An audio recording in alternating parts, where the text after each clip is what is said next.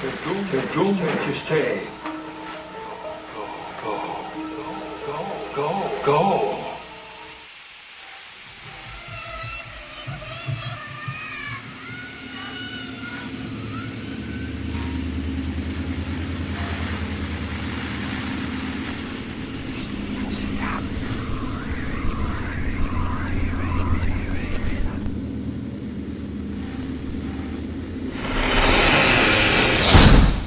All right, everybody, welcome to another wonderful episode of Points of Interest. And yes, this is Josh. You're not imagining it. I am back. Finally. So sorry I missed you guys on the past couple of shows, but I have to take care of, the financial aspect of things, so that's where I was.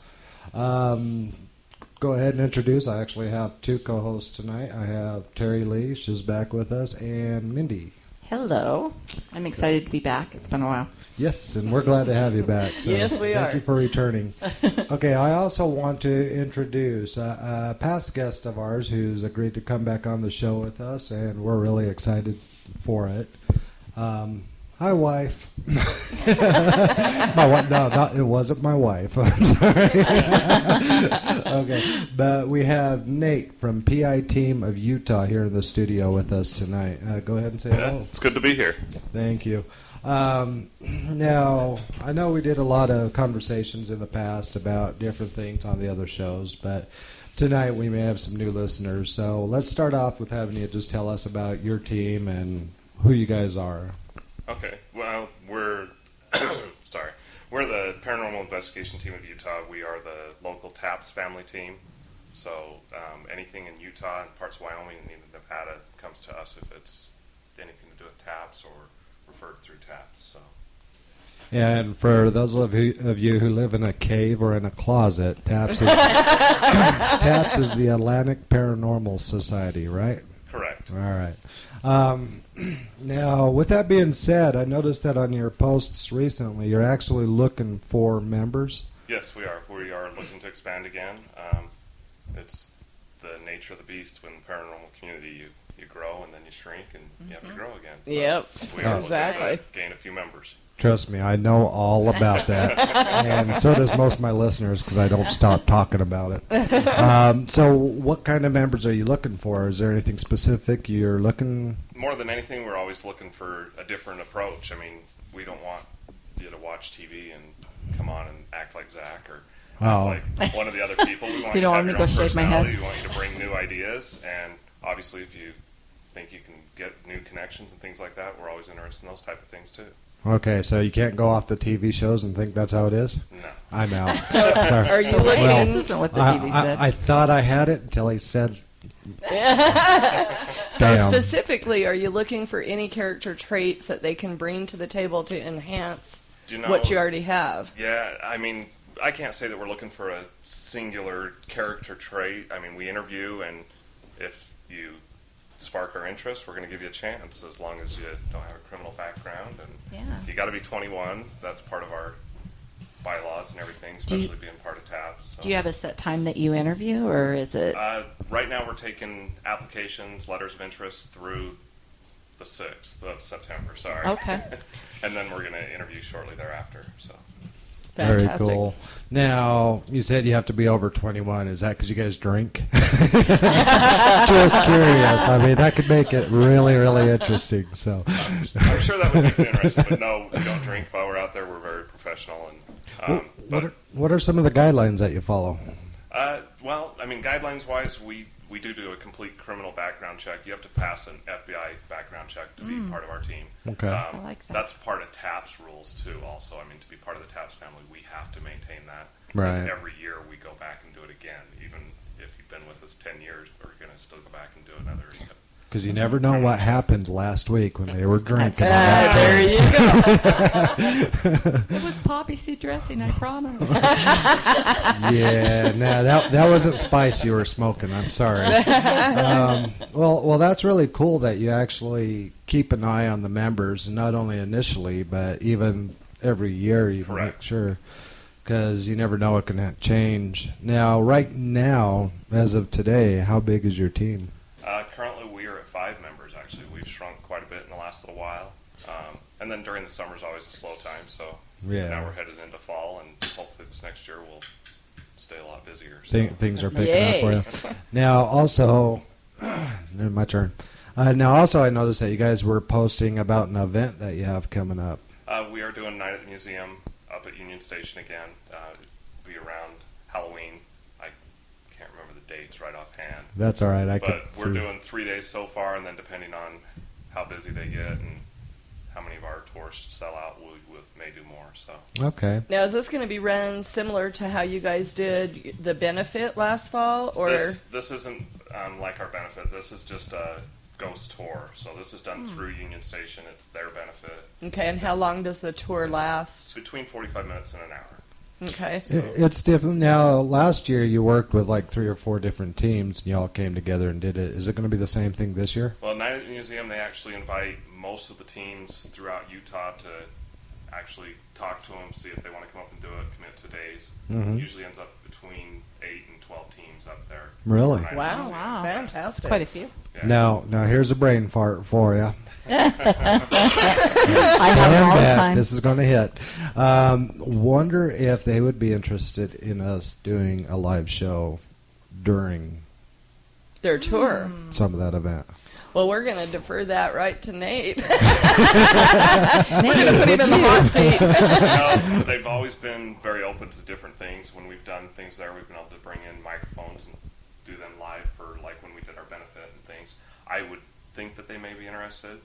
We've taken news crews on our tours and stuff at times. Okay. So it's always a good thing. So. Well, and I would think, too, that you could do some incredible interviews of people that have actually taken the tour, maybe that have never been through a paranormal hotspot before. Yeah, it's one of those places that we get a lot of people that don't believe in anything, and by the time they leave, they've had some kind of an experience that changes their mind. That's a pretty awesome place to investigate, for sure. It is. So you're not investigating with them, then it's just the tour? We do a tour, but we also usually stop in 2 to 3 places throughout the tour and do a little bit of investigating, do an EVP session.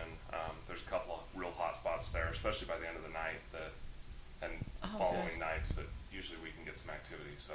Oh, okay. Cool. That's great. And how many days will this event run? You know, they're doing multiple weekends this year. We're doing 2 weekends, and I believe they're doing Fridays and Saturdays so far, but last year they expanded into Thursdays. Wow. Big call for it, I guess. Yeah. Well, I'll have to get a couple of my PR gurus into it and contact. Am I wearing the guilty hat? Somebody's eyes just rolled and the left hand just flew in the air. So, yep, I think she was volunteering right there. Yeah. We'll see if we can get some information from you for who to contact. I'm sure we can get you in touch with them. So. All right, sounds Fantastic. good. Now, tell me about the Garland Library. The Garland Library, Yeah. probably one of the most haunted places I've ever been in my life, and I don't say haunted easily. You don't. That was hard for you to choke that one out. The Garland Library is built on top of an old cemetery. A lot of places claim to be on top of cemeteries. The Garland Library, actually, when they've done construction and stuff, they still find bodies up until the late 90s. Is that right? They were still Holy digging up cow. bodies in the parking lot. Wow. What do they do with the bodies when they They find move them? them up. The cemetery is actually up on the hill above the library now, about a mile up. So they move anything they find up there, and there's also a mass grave up in the cemetery for bodies that they couldn't identify at one point. So is this cemetery far from the actual library itself, Only or? about a mile is where they moved it to. Are we Straight up talking the hill. about Wow. Garland out of Sardine Canyon, that area? No, this is Where's Garland. It's Garland Library. It's actually. Oh, wait a minute. I'm sorry. Not the. I got to back up. Garland Library is not the one I was thinking. Oh, So dang. everybody That's do okay. not We go can to the edit. Garland That is Cemetery. the Sweetwater County Library that I was talking about. The Garland Library is here in Utah. We Yeah. can edit. We're good. The Edit. Garland Library is it's an older building. We go up and we do some different activities with them. They usually hold a couple of times a year where they do a contest where people get to investigate with us. There's a lot of history there with people that have seen stuff there. I personally haven't seen anything paranormal at the Garland Library. I'm sorry about that. No, that's fine. We want to hear more about this other one. Yeah, I was like, Now, no, where's, Sweetwater. Sweetwater? And I'm going to assume that that's in Texas. No, Sweetwater County Library is in Wyoming. Oh, in Wyoming. Yeah, Green River, Wyoming. Not too far. And that is the most haunted place I've You say where in Wyoming? Green River. Oh, wow. Well, yeah, and that place I would imagine would be steeped in major history. Yeah, I mean, they've got, the cemetery had Indian burials there, plus clear up through the Old West and even modern day, so. Wow. That's pretty cool. And you've seen things there? Seen shadows. The only place I've ever seen a shadow that I could say had actual shape to it, not a flat shadow. Wow. That's That's one pretty place cool. where I actually saw a shadow that you could actually see the roundness of the shadow. See in detail, huh? Yeah, and then lots of voices, EVPs, K2 that you just can't explain. I mean, Wow. Okay, I want to go there. Field trip. Yeah. Road trip. I'm sure Terry Lee can find an explanation for something. Terry Lee, PR. Jeez, I think I'm going to leave. Y'all are picking on me tonight. Okay, well, it looks like you're doing a public presentation at the Garland Library on the 28th. we are, and they are doing a contest right now for people to enter and to participate in the ghost hunt that night. So how do they find where they can enter this contest? Do they find it on the actual library's website? It's on the actual library's website, on Right. the Garland Library. Okay, well, we'll post that link for you on Tip Online. Yeah, if my browser don't stop freezing. And Garland Library, that is the one just out of Sardine Canyon, right? That's the Garland is the It's town, right? Right close to Brigham City. Okay, Yeah. okay, I that's the don't same know one. Sardine Canyon. County. Okay, yeah, Sorry. sorry. I just remembered. For those people who are not familiar with this area, Okay. Well, Brigham City, Logan, Sardine Canyon, they're all Yeah, right there. They're all right there. Yeah, the somewhere. Garland Library has, go downstairs, lots of reports of hearing people walking upstairs. When you're upstairs, you hear people on the stair, or footsteps on the stairs. A couple areas upstairs, you can hear books slide in and out of shelves. So Things have like you that. personally then done any experimental type investigation? Like, have you been able to set out, different types of cameras in different areas where done- people are not currently investigating? We've done cameras in there, and we've put them in the different areas. We haven't caught anything Substantial. substantial there. keep me out Lots of there. Personal experiences. Just ask Terry Lee. I'm a deterrent. I swear we've really got to get together, Nate, and take this guy, Josh, and get him to stop wearing that ghost repellent that he wears everywhere he goes. Why do you think I was asking about the whole 21 years of age thing? We need to take him to Union Station on a couple of the ghosts. Oh, yeah, definitely. Hey, Well, I'll go. we'll get together and we'll get lined up with that and see if we can't join you out there. Maybe we can throw him in one of the hot spots. Right. And actually, for our younger listeners, we do have an event that will be coming up. Hopefully September. It may be a little later, October, November, but it'll be at Union Station for preteens. Oh, wow, We really? actually do 11 to 14-year-olds and a parent. So now, will they actually be able to do a little bit of investigation they'll as actually well? be doing investigations. It will be something around curfew that it'll end, so it won't be too late, but it'll start a little earlier. So we'll actually. Well, what I noticed about out there is it does not matter what time of day it is, you get activity at Yeah. Union Station. Yeah. That place is just outrageous as far as evidence comes. Yeah, we've had Out of it. actually some of the best personal experiences have happened when it's middle Really? of the day. Yeah. Setting up I stuff mean, is or- that odd? I mean, do you find that most of your locations you're yielding evidence during the day, or? Most of them don't yield a lot of evidence during the day.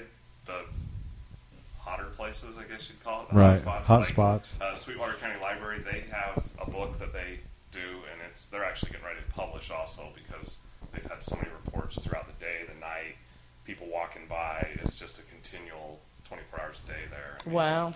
They should set up cameras that feed to the internet 24/7. So Oh people yeah, can that log would in be and watch. that would be awesome, huh? Then everybody from around the country, or well, even our listeners in England or Australia could be, you know, they would be viewing awesome. something really cool. And maybe they will move towards that because they have got enough publicity because of how much activity that, like I said, they're publishing, and they're using a lot of the accounts from people that have came in and investigated, people that have been on there. They do ghost walks through it, and they do like a zombie dance and things. And they get a lot of teenagers.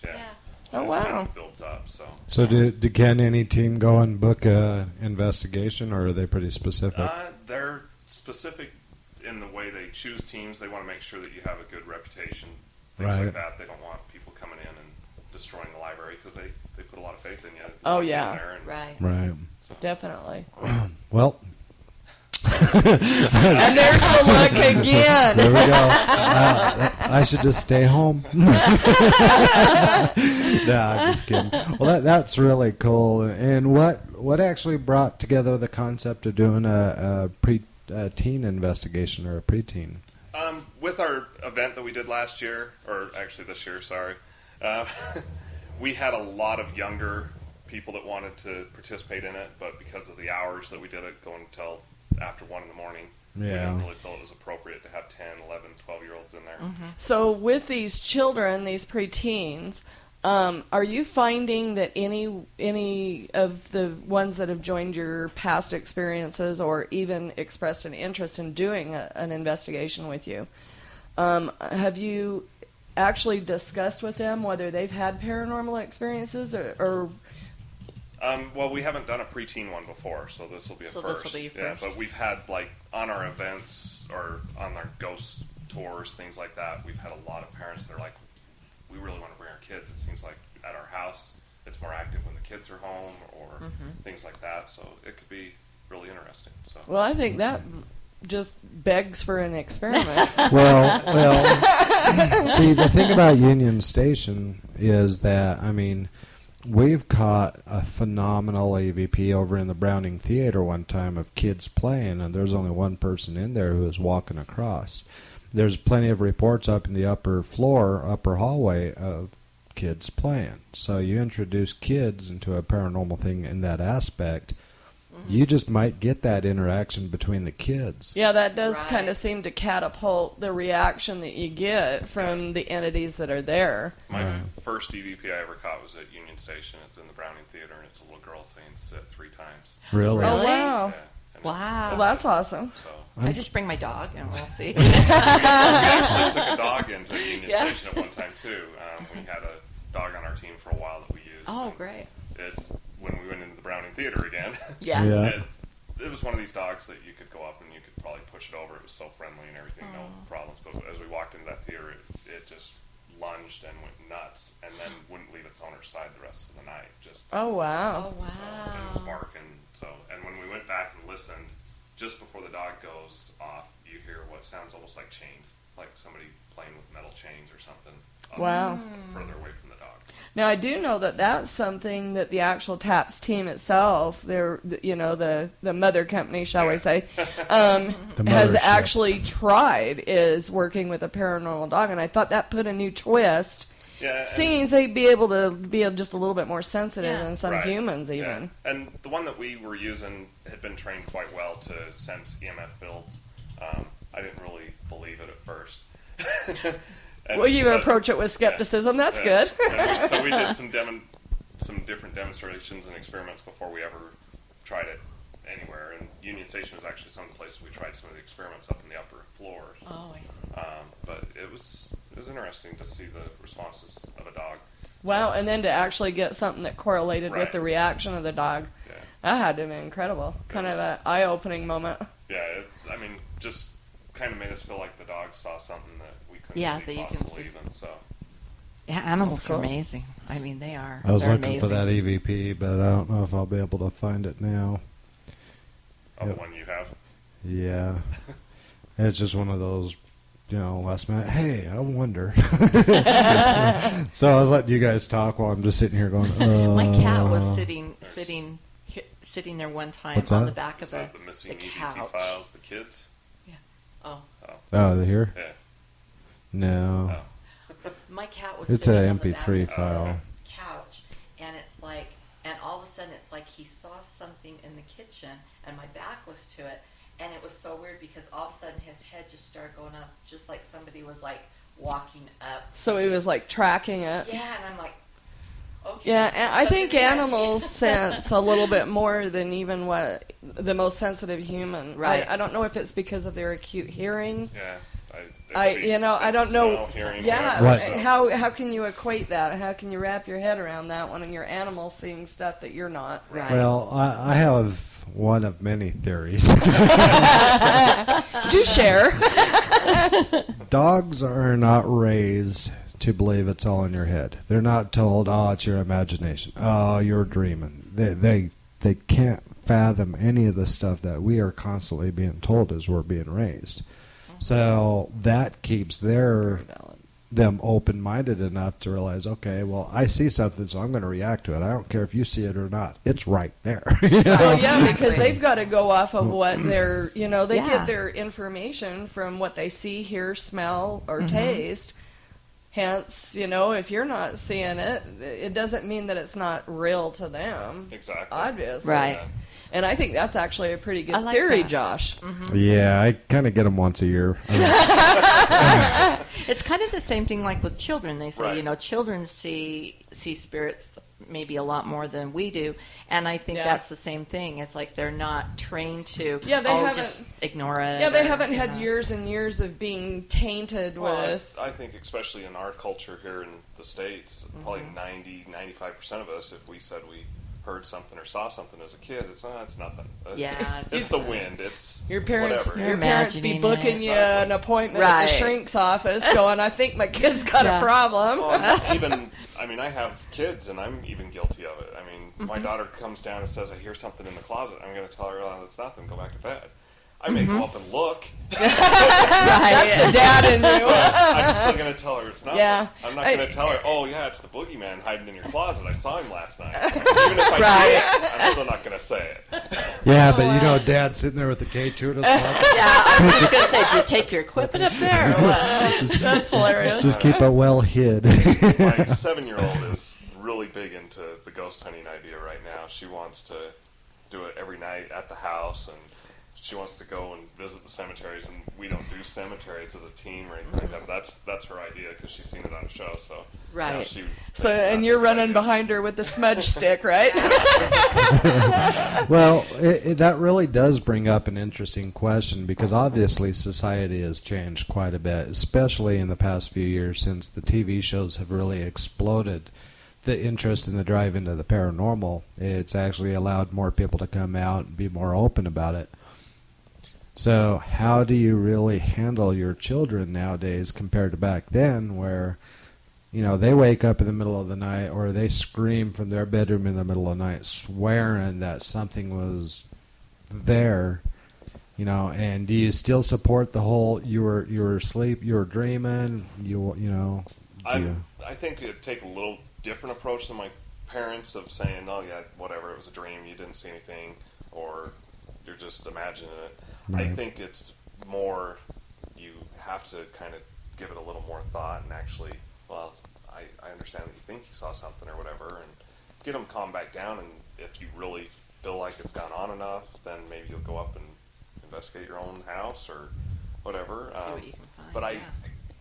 still think it's a touchy subject to be saying, "Oh yeah, there's a ghost in the house" when they're 5, 6, Well, 7, 8 years old. Yeah, I would imagine if they can come up with enough evidence, that it goes beyond. This Right. is beyond an imagination. Right. I mean, like I saw it had blonde hair and was wearing a black dress and had, Right. wrinkled skin or something. Yeah. I would be thinking, okay, that might be legit. And Or you see them it's- trying to yeah, communicate with it's it. like I said, I think Yeah. that it depends on what kind of things they're coming up with and things like that, and may have to look at putting a camera up and without them knowing. I don't think I'm gonna Yeah, I don't So- think that would be. Support it. support Yeah. it right away. Encourage I mean, the- and even yeah. if you find something, I don't know how you go about it because it's even though it came to mainstream media, it's still not.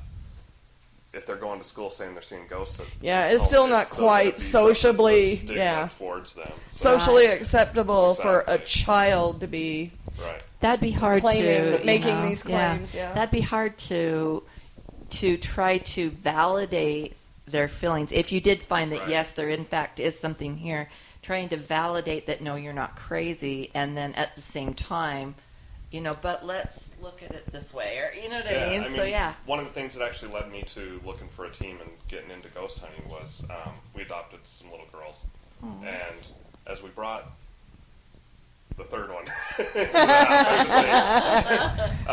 she did not like to be held at night to go to sleep or anything like that. She didn't want to be cuddled. She just wanted to be laid down in her bed. She'd cry for a little while and she'd go to sleep.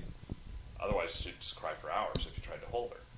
So my wife had put her down to go to bed. She cried for 15 minutes or so and had fallen asleep, but then she woke up and started crying some more. My wife's getting ready to get up and go upstairs because the crying's gone on too long, and she hears a male voice upstairs say, "Shut up." Not like just shut up. It was shut up, like really loud. And I'm not home. There's no other males in the house.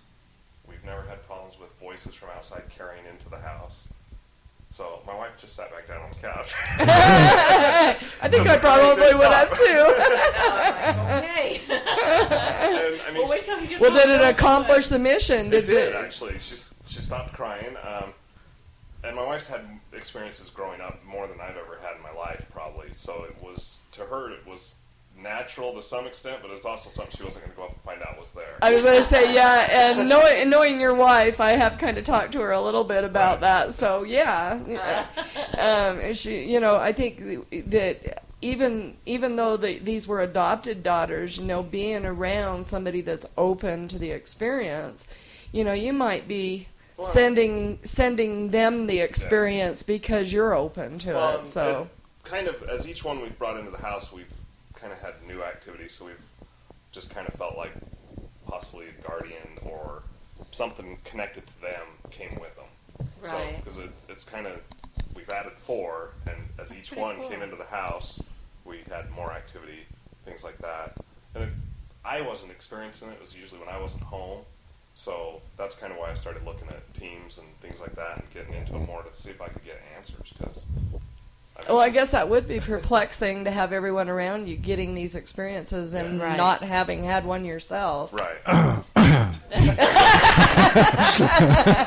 God, you know all about that, don't you? No, I just you had to can't- clear my throat. I was going to say you can't say that you have not had an experience. Absolutely not. No, I've seen a full bodied. I've seen the shadows. I've seen things move. I've had my experiences to say, yeah, there's something going on out there, but I'm still not willing to put my finger down. This is the answer. Yeah, Right. well, and I think too that you're at the point now where your skepticism is so great that you're not going to buy into just any old thing being paranormal. Mm-hmm. And I'm kind of glad that you have that point of view, in the sense when I'm investigating with you, and even you, Nate. I know some of our experiences we've had on investigations, and we're both going, I'm not ready to buy into that. And yet we've had similar things happen. We've been in the room and we're going, okay, now that was not explainable. We don't know why that happened. Mm-hmm. So, I think your logic and your skepticism helps you, Josh, quite frankly. It really does. And, I think the biggest reason why I don't jump to that, is because too many people do it. Too many people are ready just to throw their hands in the air and scream, I just saw a ghost. No, you didn't. There was a reflection in that window back there. Calm down. No, it wasn't. All right. You saw a ghost. Good for you. Moving on. Right. So, one of the other biggest things for me is I've been an investigator for a long time. I have experience. I know what I'm doing. I know how to handle myself. I know how to approach a situation. I know not to overreact. But I think one of the biggest pitfalls I fell into for a while is that I never learned anything. I'd go out and I'd spend all this time, all this money, all this energy, just, gung-ho, trying to go out every weekend and find a new place to investigate. But after a while, I sat back and I thought to myself, what am I really learning here? Yeah. And honestly, I didn't have an answer because I wasn't learning anything.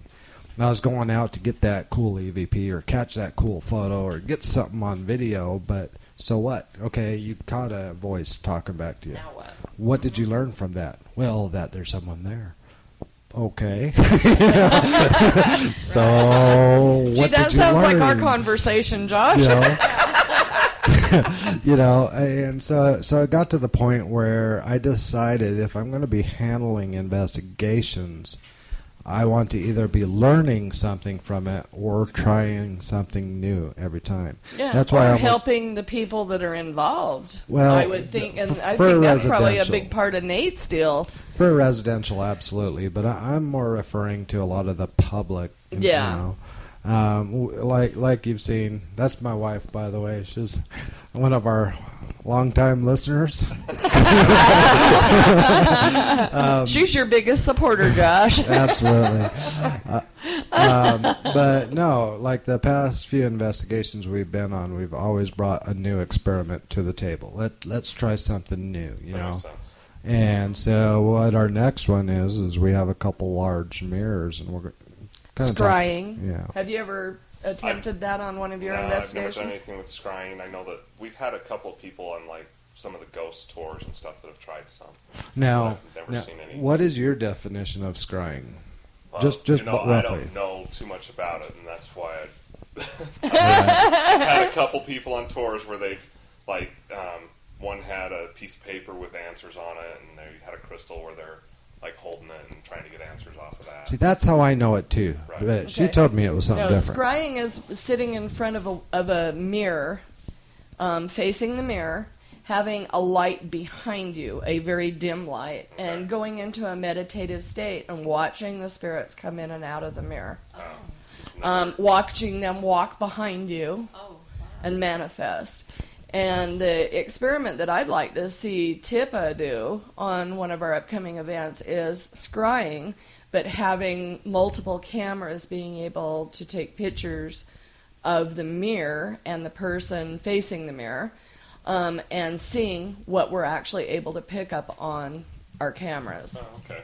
And that's Tippa online at tipparesearch.com. That's it. Sorry, she said Tippa. I had to clarify.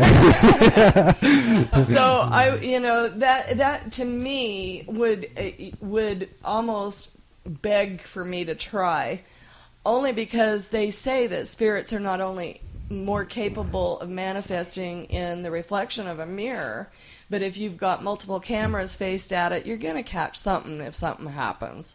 I still wonder if infrared deters spirits. You know, I don't think it's ever been proved that it does, but I don't think it's ever been proved that it does not. Well, when you find one to sit down and interview them, you let us know. We're looking. We sent out emails. We're waiting for a response. I'll come be on the show with you. So I'll help grill in the 'em. meditative state, you're seeing the spirits come out, or are you talking about literally The seeing the meditative state is actually what allows them to be able to manifest in allows the them mirror. to- okay, I see. And a psychic medium friend of mine was really big into this, and he said, if you really want to scare the hell out of yourself, Yeah. try that experiment on your own. Just sit in front of a mirror with a candle lit behind you and do your little meditation, and he says, I guarantee as soon as the first one manifests, you'll be gone in a shot. Well, So if this happens, that you've got 90 million cameras going off at the same time trying to catch whatever they're seeing in the mirror, Right. chances of us actually catching it are probably a little bit greater. Well, the biggest thing with me you go sit in a room by yourself, staring at a mirror, staring at yourself through a mirror. It may not be anything paranormal in the first place. You could be spooking yourself out. You sit there long enough in the That's dark. kind of the reason why we need another guinea pig like Trout.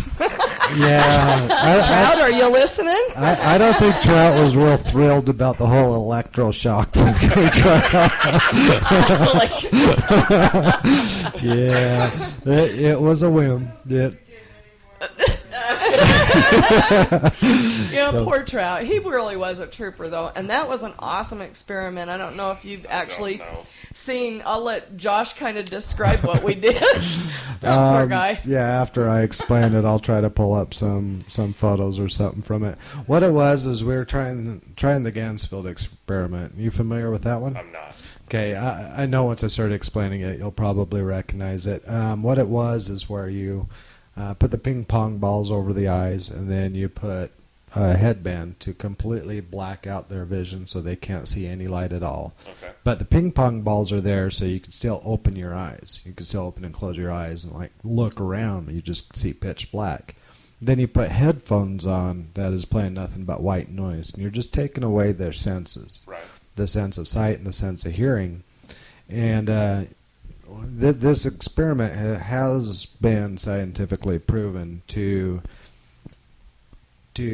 explain a theory about how we keep track of time. And what I mean by that is you could put somebody in that state and you could leave them there for an hour.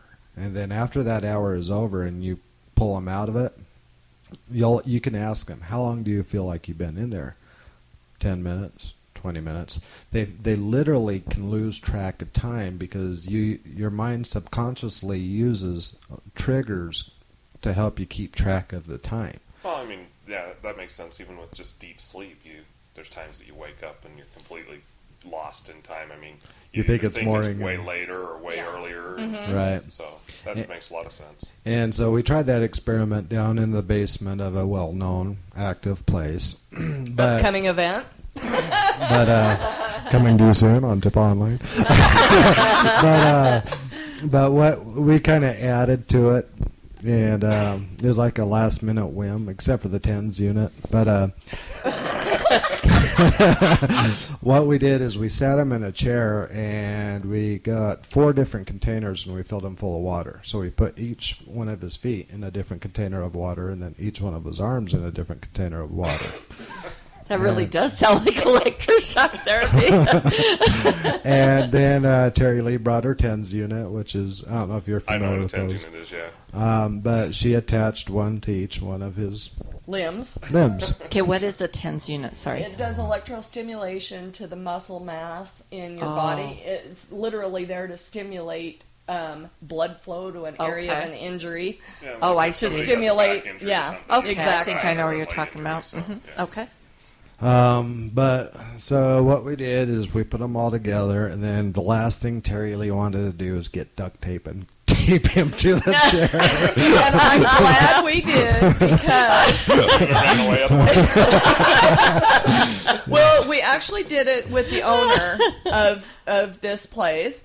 After we did Trout, here's some photos of Trout, and she was actually rocking in the chair. So I'm glad that we actually duct taped him. Well, we didn't do the electroshock on her. True. We just did the white noise and the blindfold. But here you can see a picture of him sitting there. We filled the room full of fog as well, and we had lasers shooting from behind him, so we could also follow the air patterns and see if maybe, separation of the fog traveled around or anything. We didn't really catch anything with that. I would totally be the guinea pig on this. I'll be your guinea pig for any experiment you want to do. Hey, there we go. I'm a daredevil. Our scrying guinea pig just stepped forward. Yeah, but ultimately he really didn't have, he felt like he got touched on the elbow, some slight things like that, but he really didn't have any phenomenal experiences. And then, like they said, that the owner of the location, we did a blindfold on her with headphones. But with her, instead of playing white noise, we played some Native American music because it was relevant to the building that she was at. Okay. And when she was sitting there, she started kind of going off into a little bit of a zone, and she was rocking back and forth. But once again, it wasn't really a phenomenal experience that either of them brought forth. But if nothing else, it was definitely a very interesting experiment. And that's what it is. That's why they call it experiments, is because you're always trying to see if a new technique or a new trick will bring something to the table. Okay, now this particular picture that he's showing you, Nate, happens to be the owner of this establishment. Right. And we're still scratching our heads figuring out how could it bend the high-powered laser that's behind her, right, with no evidence of anything. This one, the reason why this particular photo was ironic is I had my camera on a tripod, so my camera wasn't even shifting in the slightest bit. Right. And my shutter speed was actually pretty quick, so there wasn't, a long delay that the shutter is staying open. But a couple of things I noticed is one of the laser beams is actually curving and bending downwards. Yeah, I saw that. We weren't really able to figure out an explanation behind that because this is the only photo it was captured in. The second one is it almost seems like the lights are wrapping around her and then crossing in front of her as well, Right, even though the laser was right behind her. This is the only photo that really happened in, and we really couldn't figure it out. But once again, she was blindfolded, she was listening to Native American music, and her head was kind nodding of up nodding and down. I mean, I've seen a laser reflect, so the one's bending straight, I could see possibly off of water particle or even a shiny dust particle. Right. But the one bent on an angle that... Because light doesn't bend. Exactly. Right. And this isn't the first investigation I've had where I've actually had something where the beam would actually bend. But the only time you could really see it is when you could fill a room full of fog, and then you point the laser on the opposite side of the room shooting towards you. Right. So, but, that was one of our Here again infamous just experiments. validates why it's so necessary to think outside the box, to do these additional, different experiments on an investigation so that you can yield the evidence you're looking for and possibly find new ways of communicating with the spirits.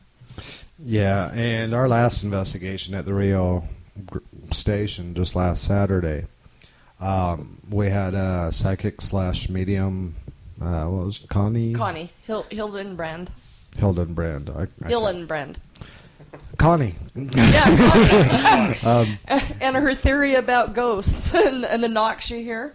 Her theory is they're practicing being able to walk through walls and doors. So the knocks you're hearing is what the spirits practicing when they bounce off. Right. Yeah. Okay. They're just walking into the doors and the door fights back. You'll have to Anyway. ask her, large thumps then. Is that when they fall back and hit the wall? That's where they fall on their ass, yes. That's when they fall Their whole through body the door. hits the floor. Or falls through the first floor and hits the second. You never know. I didn't make it through the wall, but I fell through the floor.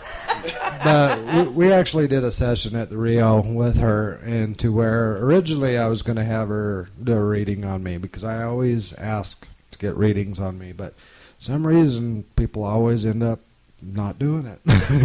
So anyway, she offered to do a channeling session, where she believed a spirit would channel, get in her body and talk through her body to us.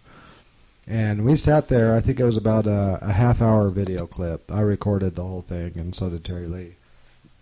And, it's still hard to believe.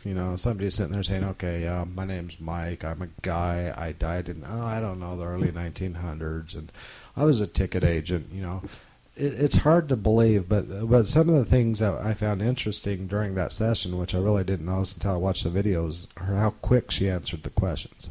And a lot of the questions I was trying to ask was relevant to being able to do research behind it to find out if this person actually existed, Right. and if there is actually verification.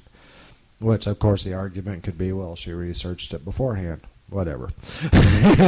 But when I don't think a lonely ticket agent is going to show up on the radar, though. you never know. An interesting thing with Rio Grande is they actually have the Historical Society, not the Hysterical Society. Yeah. The Historical Society. Right there They're in the building. So, Right. if you did it again to go in before and actually look for some obscure person Right. and see if you could get her to do something like that and bring something like that out. Yeah, Because absolutely. their archives are there, and a lot of their archives are not published. They have unpublished archives there in that building. Yeah, that is an awesome little place to do some research. But, when I was asking her questions, I asked, do you have any brothers or sisters? Yes, I have 2 brothers. What's their name? Boom, boom. She just names them without even thinking twice. Charlie and Sylvester were the 2 names, and she didn't even skip a beat.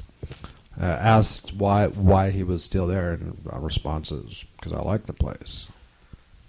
Okay, Kevin asked. Well, how did you avoid judgment? Response: I just didn't go. And if you think about it, it might be that simple. You might just decide, I don't want to go. Maybe we're the total train wreck, figuratively speaking, of course, in our thinking that maybe it really isn't that difficult once you do pass. Right. Who knows? Yeah, we have nowhere near the answers, so we don't Who know knows? if So maybe everybody's still there. yeah, really. So right along those lines, I mean, is your team thinking of doing any type of experiments that may be outside your box of thinking? Our team brings different things off and on. Just anybody that comes up with something they want to try. At one time, even before you saw it on TV, we were doing some of the live recording because they didn't have them yet. The live reviews. Yeah, where you got one recorder playing and one reviewing it, and also doing where you recorded on a recorder, played it in a room while you were recording to see what you could pick up, and not having a person in the room. So it was an electronic voice talking and seeing if you still got the responses that you get with human voices in the room. Wow. Things like that. So, and because of having quite a few kids, plenty of trigger objects. I've actually picked up a couple of the old school Furbies, and I'm actually going to try some of those on. Oh wow! Days. Because we've had one at one point that just said things that Furbies supposedly couldn't say. Wow! Things like that. It's kind of like the same lines of a Ghost Box or an Ovilus. I mean, if it can manipulate those, why can't it manipulate certainly electronic device? certainly? So, And there's been episodes of Ghost Hunters where they were up where there was a pile of kids' toys, and one of them was acting or answering every time they asked it to.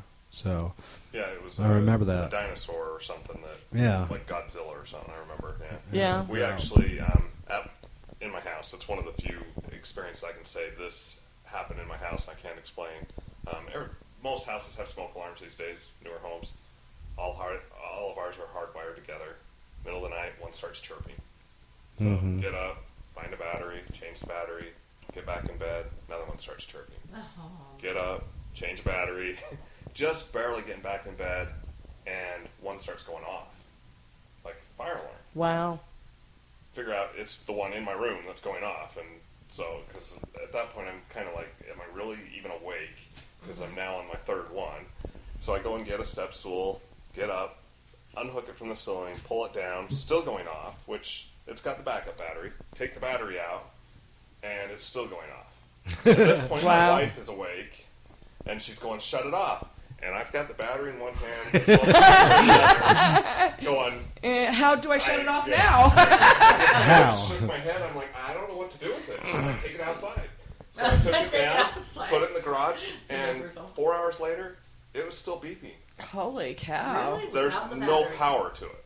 dig a hole in the backyard, put it in the hole, bury it up. That morning when I woke up, it had shut off. But I ended up disassembling it, seeing if there was any other type of short in wiring or it wasn't something. Wired in. So I was looking for another battery in it, a lithium battery, something.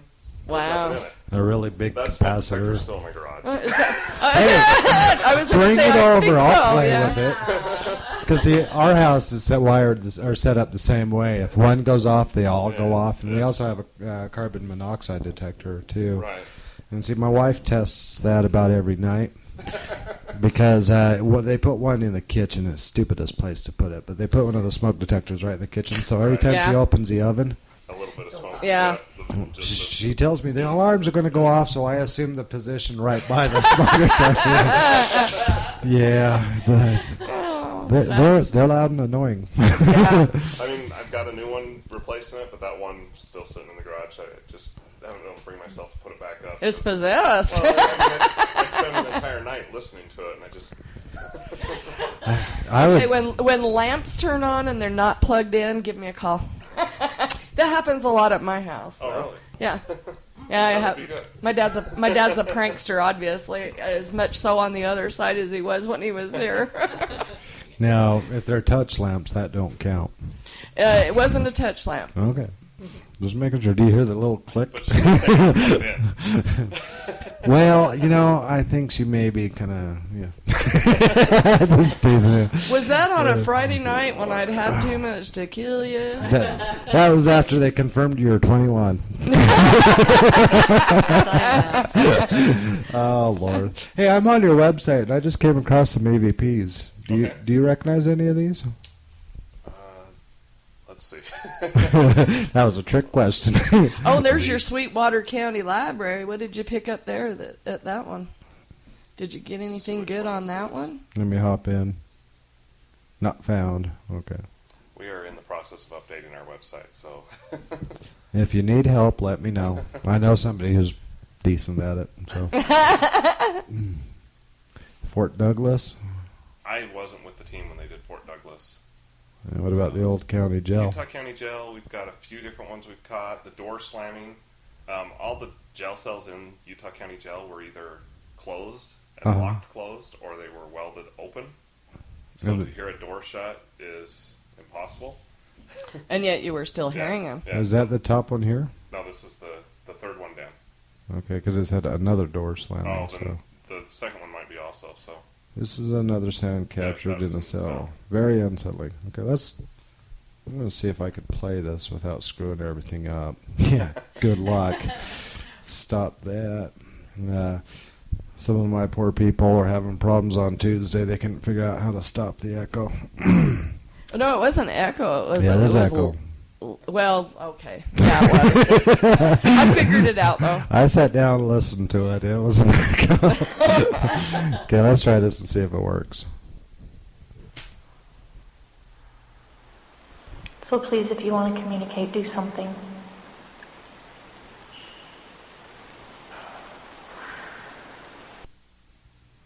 I don't know what that one was, sorry. Yeah. Oh, let's try this other one, door slamming.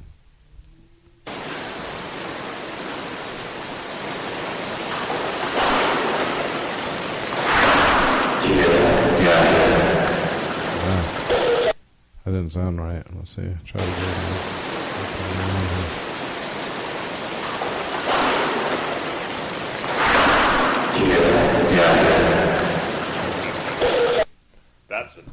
Sounds like just a regular door. There's another one that we have. I'll have to get it to you that you can actually, it's sound of a jail cell. Of a jail cell, Yeah, like the- playing. That'd be kind of. I've heard enough of those today. Thank you. Well, you could verify that that's what the sound is. Yeah, I could confirm that. Yes, I could very easily. Yeah, I was out and working in a prison all day today, and and I thought when I went to the prison to do the work, I figured, they're going to keep me separate from the inmates. They're going to keep me safe, and hell no. I'm walking right through, and inmates are all around me, and I'm just, don't make eye contact. Keep my eyes closed. Your name is not Bubba. Don't Walk turn, fast, walk fast. don't turn my back on nobody. Yeah, You realize you weren't there really to do anything. They were just testing you to see who you knew. And they were seeing if the staff knew me. Don't I remember you from commissary? No, That's not me. that was my brother. Is that a big place? That prison? That one? Yeah, it's pretty big. It's not as big as the one in Draper, though. Retrieving message. I'm pulling up some other EVPs that was sent over to me. Let's see. EVPs. Save. Just bear with me. This silence thing is really exciting, I know, but let's see. EVPs. Come on. Come on. That's probably the first email my TIPA research account's got in probably the last 3 days. Wow. I was feeling ignored. All right, here we go. Extract all here. So do you know which EVPs are in this they collection? should be labeled. Oh, okay. Here we go. All right. Looks this the first one. This is Sweetwater County Library, Oh, cool. and this is The well. We'll see if you can hear it. you want me to play it in order? All right. Yeah, we let's can go right through 'em. start with this one. Here we go with the first EVP. Maybe.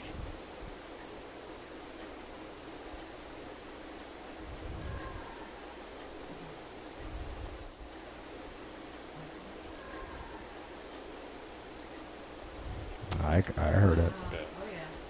That one was caught kind of, they call it the moose room. There's a picture of a moose on the wall. Here, I want to try something here. Hence the moose room. Yeah. Well, yeah. Okay, now these aren't enhanced at all, are they? These Nope. are just actual. Yeah. What you caught. Yeah, we don't enhance any of our EVPs, and that's why some of them will be really hard to hear. Oh, don't worry, I'll fix that. Excellent.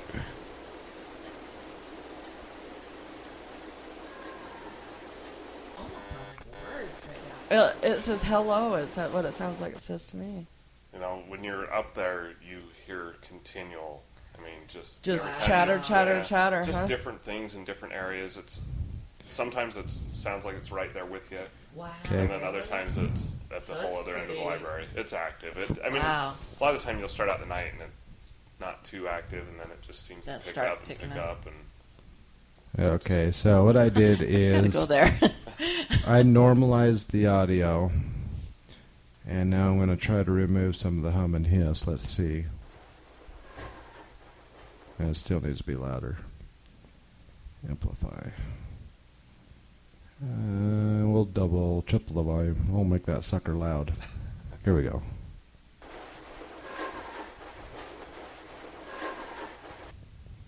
You can hear it. It sounds Right. female, but I'm not going to even guess on yeah, I something couldn't it's guess what saying. it says. To me, I mean, it just almost sounds like just children. I mean, and that's Yeah, it seems does like kind of we- have have juvenile-ish. a lot of sound of almost children up there. And this is another one from Sweetwater County Library.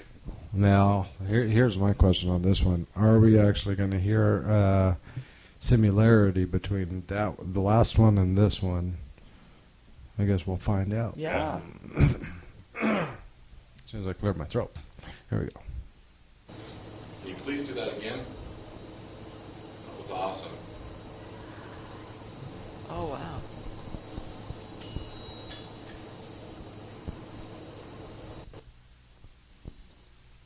Okay, I wanted to turn up my speaker. Get some more echo. Yeah, I get feedback. If I turn it up too loud, I'm going to try this Play that again. again right after I say Yeah. it was awesome. Okay. Can you please do that again? That was awesome. Sounds Yeah, like the same sounds like voice. the same Wow. voice, yeah. Yeah, this is the same night, same investigation. You know exactly where all your members were, Yeah. and you're positive it wasn't. We don't, like there, we usually break up into just two groups Mhm. and keep track of each other. We Yeah. stay in touch with radio or yelling. It just sounds like it. Yeah. Depending on what you come across. Hey, was that you? No, Times shut where you up. got a group upstairs, because they got a break room and some offices up above, and then they've got the lower, and you've got a group right down at the bottom, and you're like, did you hear that on the stairs? Can you go over to the stairs? Because you got a group between, so you can maybe Yeah. trap something between. I mean, that's kind of the thinking is, I just saw something go towards the stairs, or heard something on the stairs. Let's get somebody at the top and the bottom, and And See what it. happens, yeah. Oh, yeah, Cross your definitely. fingers and see. Okay, it looks like Ghost Wolf J said that the first one sounded like a kid saying "Papa." Oh, wow. I just kind of bounced over there and saw that real quick, so I thought I would share Yeah, that with he's got real good ears, too, so. You said that with a slang ers. we got real good ers. I don't sound like I'm from Utah. You know that. we got some others on here, so maybe there's one that All you right. can clarify for us, see if we can come And up with what it is. I could post this on your Yeah. page as well so people can download it. This is the old Utah County jail. Hi. We thought it said hide. Yeah. I think it says hi, Yeah. like hello. As we were like opening, one of the investigators is opening the door, and he's got his recorder, and he's kind of shoving it in the room as he goes into the room, and that's what he got. Sounds like a hi, like And it's hi. possible. Yeah, and it sounds like it was pretty close too for Yeah. being a whisper. Well, I It was going was- to say, there's one way to find out. Put your super effect to it. What's that? Oh, the Terry Lee effect. Sometimes, I'm telling you, sometimes it really makes the EVPs very clear. It was something we accidentally stumbled across one time, and it really kind of blew me away because I could actually hear what everybody was hearing. after I did this experiment. So, hang on a sec, I'll hook it up. I don't want to make it too loud because it will blow people's eardrums out. Here we go. Let's see.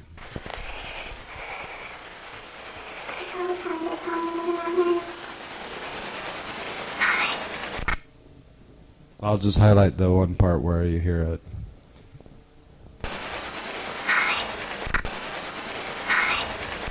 See, to me, it sounds. Yeah, that does Sounds like say sound like it Sounds says like a hi. D. Funny thing is, I'll listen to most of these on my iPad, and that's when I almost feel like I get a clearer sound. Right. iPad and my skull candy. Yeah. So did you just speed up the timbre? Is that what you did? I mean, to For the get Terry that? Lee Yeah, effect? For the Terry Lee thing. No. We could get real technical on you. Okay. I don't know who it's going to be, so all three of you, you say something first. Hello. Yeah. You? Hello. It's So that's the effect. Oh, okay. Cool.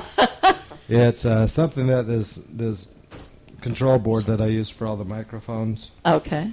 It has different sound effects to it, and we were playing around with it one night, and all of a sudden we ran an EVP through it, and all of a sudden, holy crap, you could hear it That's better. interesting. That's kind of cool. So, even in your experimenting around, try it with how Right. you review your evidence, because you just never know. Yeah, that Right. makes sense. And it looks like Ghost Wolf Jay agreed. He Thinks heard this is high high. as Yeah. well. But see, I'm really like you as far as I don't edit, tweak, Right. modify audio. But I still have a really hard time with audio. And the reason why is I can't see what's going on. So when somebody shares a clip with me, I believe it's a legitimate, especially Exactly. like what you're showing, Yeah, because your team is exactly. serious. You know what you're doing. But I cannot see what's going on, so my imagination kind of starts to.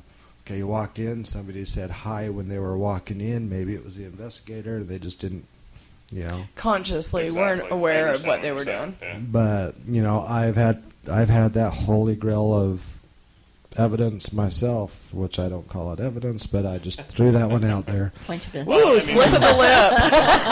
One of the Point things of that- interest. One of the things that we do as a team too is if we find something, we don't just automatically this is it. We put it to our forum. Right. And so we want multiple members to weigh in and say, "Hey, this is what I hear." Oh no, that was me. That was my stomach. Things like Yeah, that. and I So- think any credible group is going to do that. Right.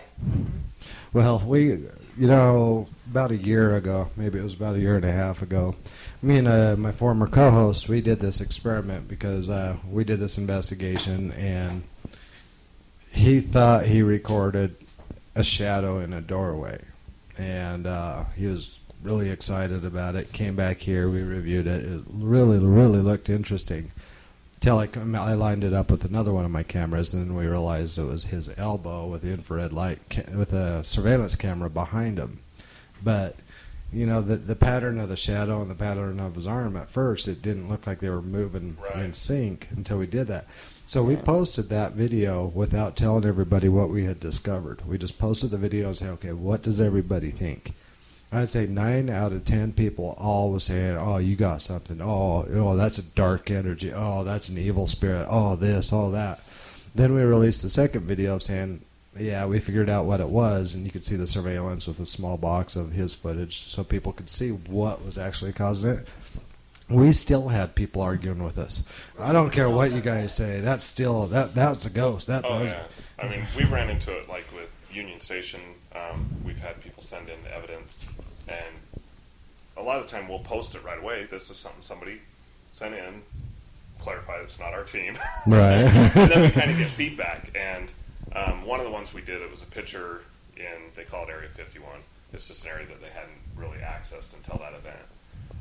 And it was a picture of what they thought was a shadow in the corner. But when you started looking at it more, it kind of had too much form. And so I ran it through a red filter and a green filter, and it was very clearly a person. But even when I'm showing the colors, showing how clearly it is a person, you still had plenty of people who are like, no, it's Argument, ghosts. yeah. Ghosts can have color. Ghosts It's like, this is a person. You can even see his camera in his hand. Yeah. Oh, see, in that area, 51 is kind of an interesting room in itself. Right. I noticed all the, even in asking questions, you had a lot of echoing in there, and with the pillars and everything, it was creating a lot of shadow play. You had the windows that were up above. We did run into one thing in there that we never were able to explain, and that was there was light that came in from, like, what would be the second story of the Union Station if they had one in the main lobby. And it was casting light into that room, and we had shadows that were going through that light.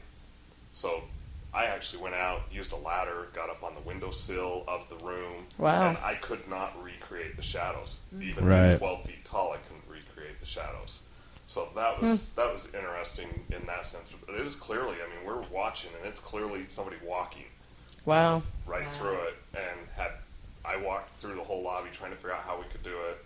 There just was no way. They would have to have been on the roof of the Union Station outside those windows, and there just wasn't. There's not an access point or anything. Now, I know there was a lot of light play through those windows and everything else. I remember that, and we thought we were actually able to recreate it because from what Jen was telling us, where it was on the wall and everything. But when we went back and talked to her, it was a completely different spot of the wall that we were doing it the lower from one where was light coming from the front doors with the gift shop area. Right. The upper section was light coming from those upper windows, and that's where we kept seeing. It was a bat. Very big. Damn bat. bats. I'd almost buy into that, except for, there's no place that's really open for bat access. Yeah. So. Well, they're stupid. They'll fly into anything. Just Flying around a lot, are you, Josh? Right. Well, I know that there was a lot of, our listeners that night were just picking up on things. We were hearing things ourselves. When we got the wonderful Ben Hansen playing the trick. But, that was funny. You got to admit. there was definitely a lot of activity that even our listeners at home were able to hear. Right. That's kind of why I was saying that about the Union Station event, because it would be kind of fun to put that back together. I pulled up a photo I wanted to show you. It's one I actually caught at the Old Tooele Hospital. And the weirdest thing I saw about it was this reflection right here, and I'll post it on the page later. Now, there is a gentleman standing right here. Okay. Okay, that's what I was wondering. It's like, yeah. I see a figure. He is standing here, and he was holding one of those fluorescent tube lights. Yeah. Yeah. And the only reason why I saw more into this is, first I'll go over some of the characteristics that I did recognize. Looks like a face looking down, chubby cheeks. Yeah, it does kind of look like a face. You could see both the eye sockets. Mm-hmm. You could see the dress coming down below. You could even see part of the leg showing up. Possibly a yellow dress or Right. Right. And you could see a lot of detail in just because this is one of the rooms. This is the labor room. I was going to say, that's where it looks like. But it's not. Yeehaw. not for. You were in labor? No. We can edit. We can edit. Before I was with the team, me and my wife spent the night out there at one of their events. Did you? Yeah, that place is pretty cool, too. Hopefully they flip the mattresses once. Yeah, really. I think we slept. But see, the interesting thing about this photo to me was what happened was I was asked to go out there and provide tech support for another local team, and so they were running the show, and I was just kind of sitting in the back, but everybody kept turning to me for advice. Sure. Funny how that happens. What happened is we actually had 7 flashlights set up in this room. Okay, 3 of them were mine, and 4 of them was their team's. At one point I asked, okay, if there's somebody in here, I need you to turn on just my flashlights so I know where my lights are. Boom, boom, boom. All 3 of mine turned on. It's like, all right, great. Now, can you shut those off and show me where the other 4 are? Mine shut off, and all of a sudden the other 4 light up. Okay, this is pretty cool because that's quite a few flashlights to have. And then shortly after, the investigator, Mark, who was standing here, actually recorded the flashlight start rolling up the mattress. And then shortly after that is why I started taking the photos. And when I took the photos, this is what I caught. This is the only photo it appeared in, but you know. But I show this to so many people, and oh no, it's reflection off the plastic. Oh no, it's the. I know what it is, Yeah. because I have everything else behind it to verify it to me. That's what was going on. But I actually have a picture from the hospital out there, and when I was first looking at it, we were looking at into the second room because we're in one of where the admitting was. Now they've turned it into their like entry. yeah, But had taken a picture into the second room from there, and when I was going back through the pictures, I was looking at what was in that room and going, is that something? Finally did the filters and stuff, figured out there's people in there, and they were actual people. It wasn't right, not ghosts. Wasn't spirit people. Or anything. But then as I drew back from the room, kind of widened the picture again, I realized that in the hallway to the other side, there was actually a shadow against the wall, like kind of like the old West style. Somebody leaned up against the wall, his foot up against the wall, his knee out, and a cowboy hat. Oh, wow. There was nobody in the building that I know of that had a hat. At least one of their crew went and put a hat on and went and hid in the hallway to stand there. I mean, you just couldn't time it. So it was a unique picture to... Well, you know, I think my experience ties into that quite a bit, where I saw my only full-bodied is I was there with, as I knocked myself out with my microphone. Because, see, I was at home, and my friends Cammie and Kathy that work out there called me up and said, hey, there's a team here that wants to talk to you about helping them, you know, do the technical side of an investigation. So I hopped in my car and I drove out there. I wasn't there to investigate. I was just there to talk to these guys, and you know, and we were walking down the hallway where there's two nurses stations, isn't there? Right. It's the one that was by the long hallway leading over to the retirement center. The one where they say the nurse hangs out in the hallway. Yeah, that one. And we were walking down that hall towards the conference room, and that's where all three of us stopped, and we saw what you described. It looked like a cowboy-style figure standing in front of the double doors, and we sat there staring at it for a while. We had one of my night viewers, and we were passing back and forth and checking the lights behind us, waving our arms in the air, moving around to see if it was one of us, and it wasn't any of us. There was nobody else in the hall. And we just kind of sat there and stared at it. Same composure, you know. Right. It looked like it was an old cowboy type thing. And then just out of the blue, it turned sideways and walked into the conference room. Right as soon as it went out of view, some people came in through the back door. Came in through the back side of the door, walking into the hallway. Like it moved out of the way before they came. And that ties into what you were describing as far as seeing an old cowboy sitting there leaning up against the wall. I mean, and I'll have to see if I can get the picture to you, because the person had to be a good 6'4". I mean, not a short person. Right. And that's kind of where it tied into to be something out of place, is the person had to be very tall. Yeah, I was going to say. Yeah, and is that our perception of him that makes him look gigantic like that? Yeah. Or is... Really, because 6'4" back in the day was considered like almost unheard of. Yeah, I mean, and it's like I said. I mean, when you're pulling back out of this picture, and all of a sudden I really paid attention to the side, it was so obvious that it was a figure standing or there in the picture. Yeah, and just think if you hadn't have pulled back and looked at it from a larger point of view. Right. You know, you were so fixated on one particular area, you may have missed that. That would have been sucky. But, I mean, you know, going back to that, you did catch a picture of it, just like I did. You could have an EVP to back it up. You could have video footage to back it up. But you take it to enough people, everybody's just going to look at it and make up their own logical, you know. And I think that really frustrated me in the early years, is because I think I was...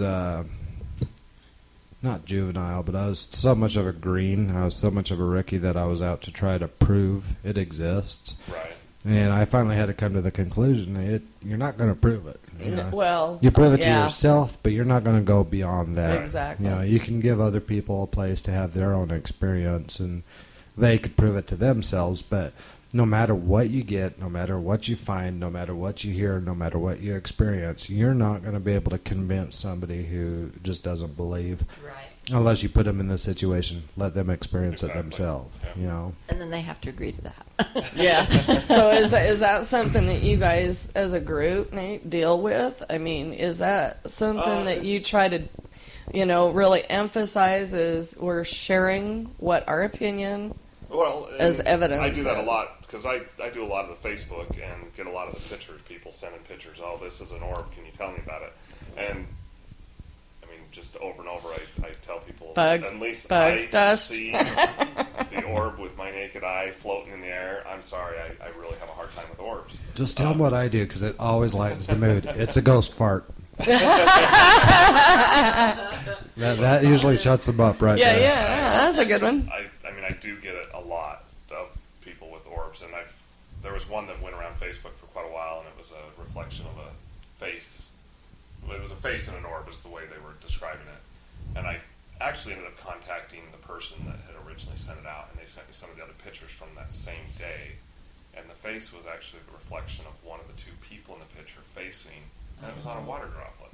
Oh, wow. But even Interesting after picture. explaining that, blowing it up, putting another picture in the picture, there's still plenty of people that are like, no, that's not possible. And it's like, well...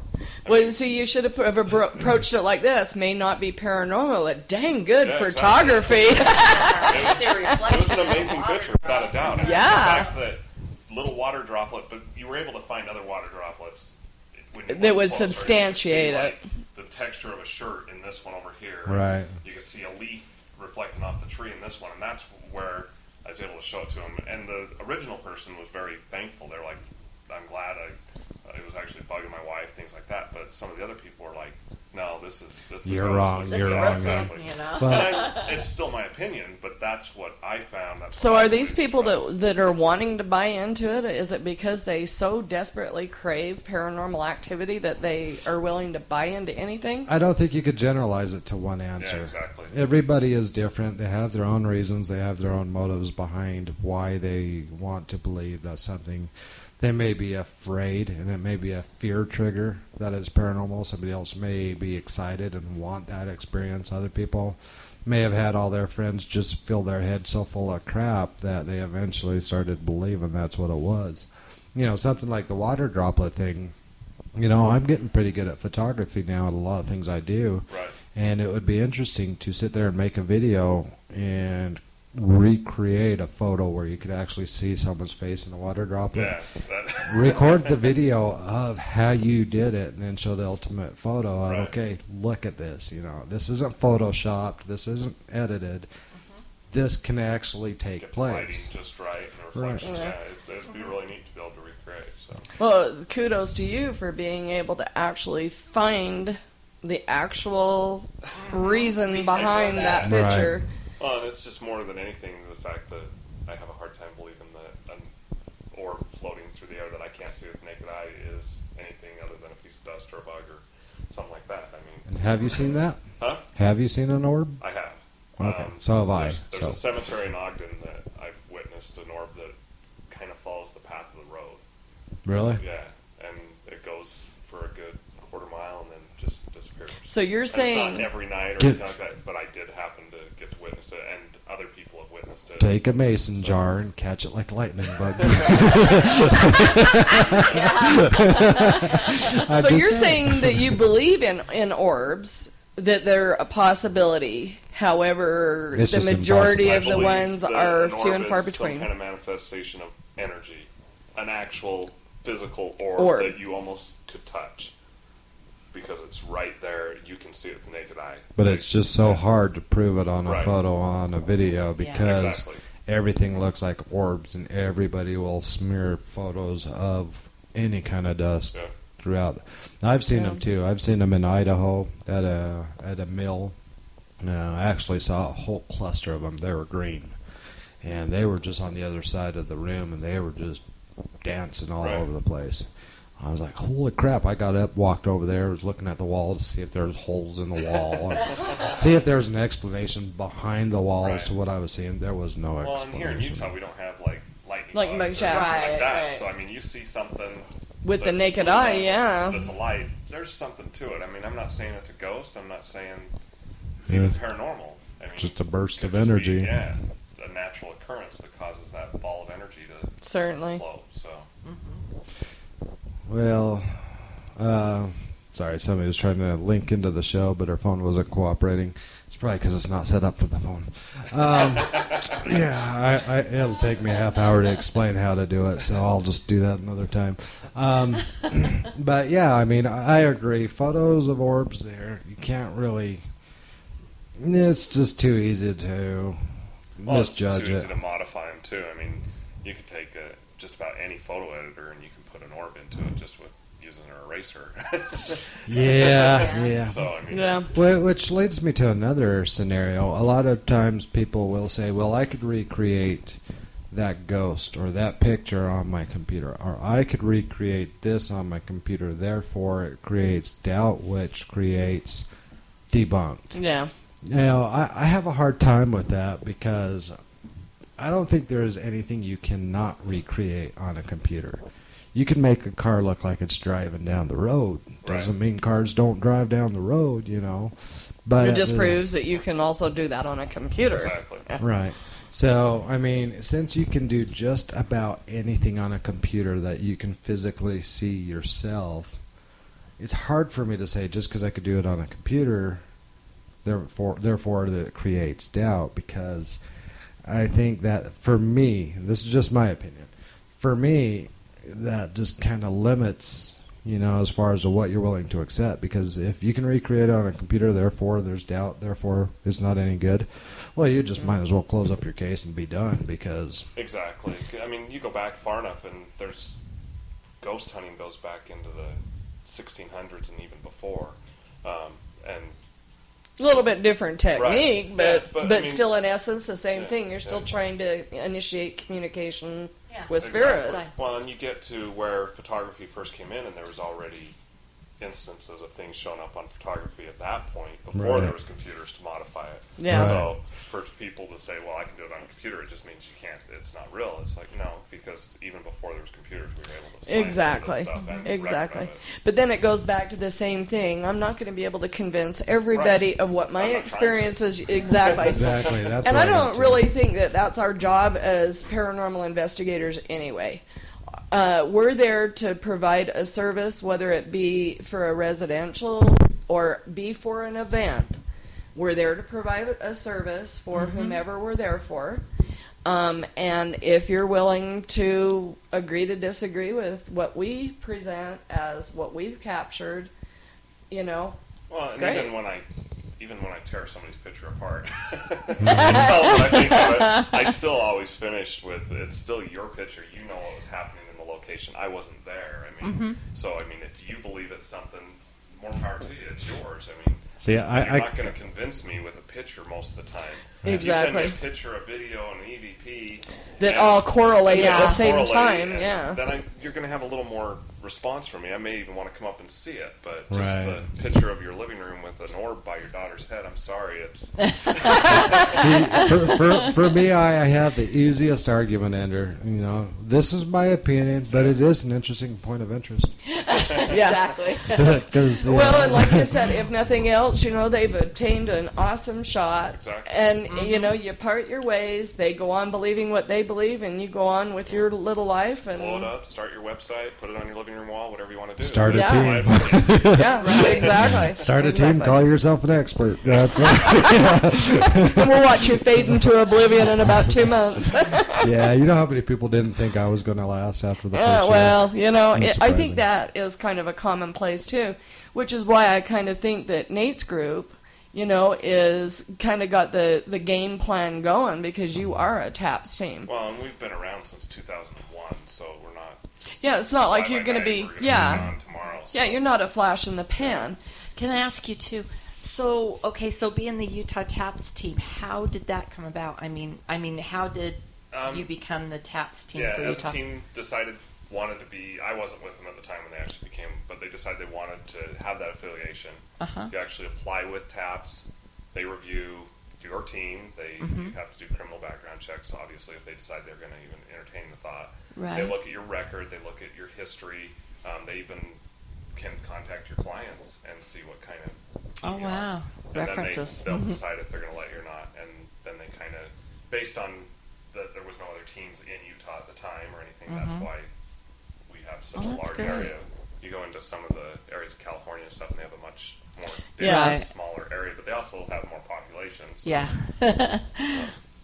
I'm sorry, but I'm sure they do that from the top down, but I remember a couple of those guys on the show, and I'm not going to drop names, but you look at them and you wonder, all right, that guy has a clean record, really? Well, they've had their issues.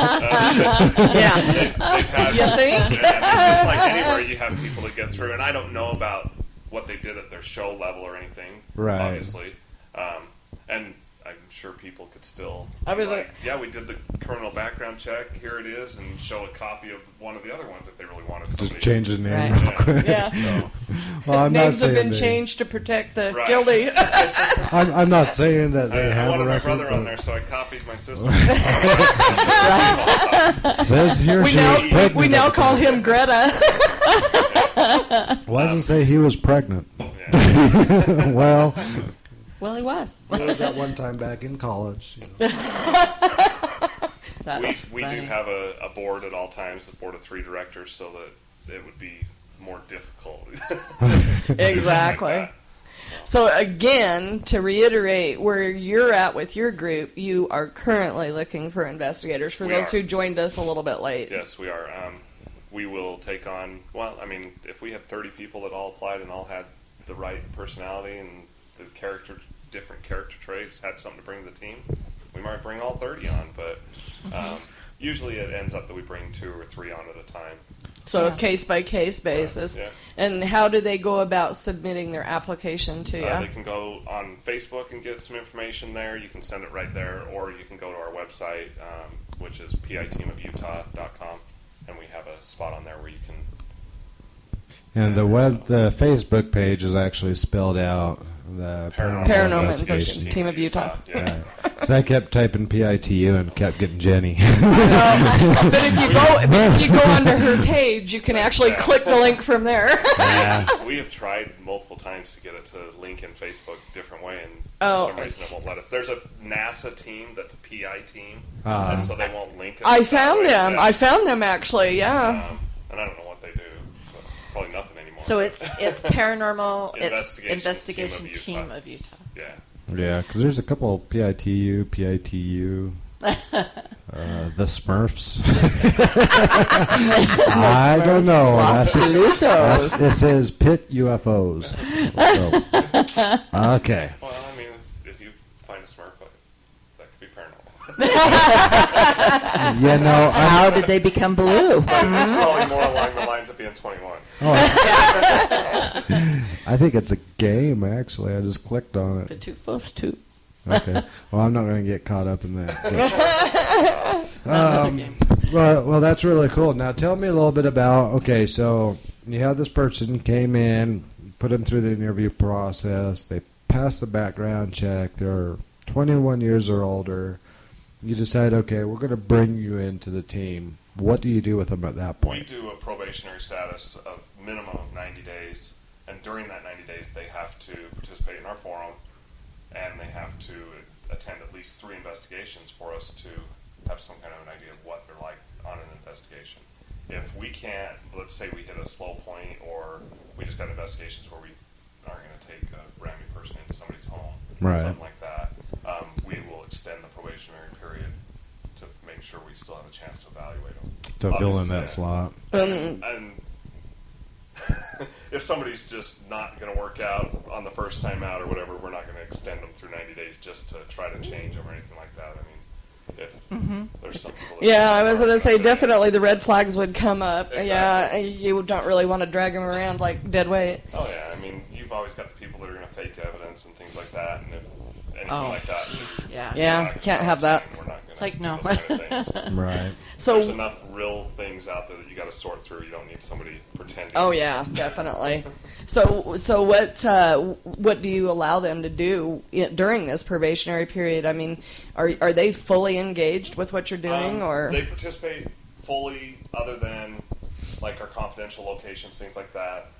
we wouldn't have them involved. We also wouldn't have them access to that kind of information while they're a probationary member, because I mean we go into people's homes, we go into people's businesses that they don't want that information out there. They just want answers. They don't want to know what they're having happen there. So do they also help with the reviews? They do, as long as it's something that we can let them hear or whatever. They help with the reviews. That's one of the requirements in our team, is even if you're not on an investigation, you may be asked to do 6 hours of video review. I think that should be mandatory for any team member. Yeah, especially when you're running 8 cameras and you got to go through all 8 cameras worth of footage. Yeah, it's very time consuming. Oh yeah, I mean, especially when you sit through a quiet residential house for 6 hours, and then you get to go home and you get to watch 6 hours on 4 different cameras. Or 8. 24 hours. Or 8, yeah. And then you get to turn around and listen to the audio also, and sometimes multiple recorders, things like that. That's a full-time job right there. Yeah.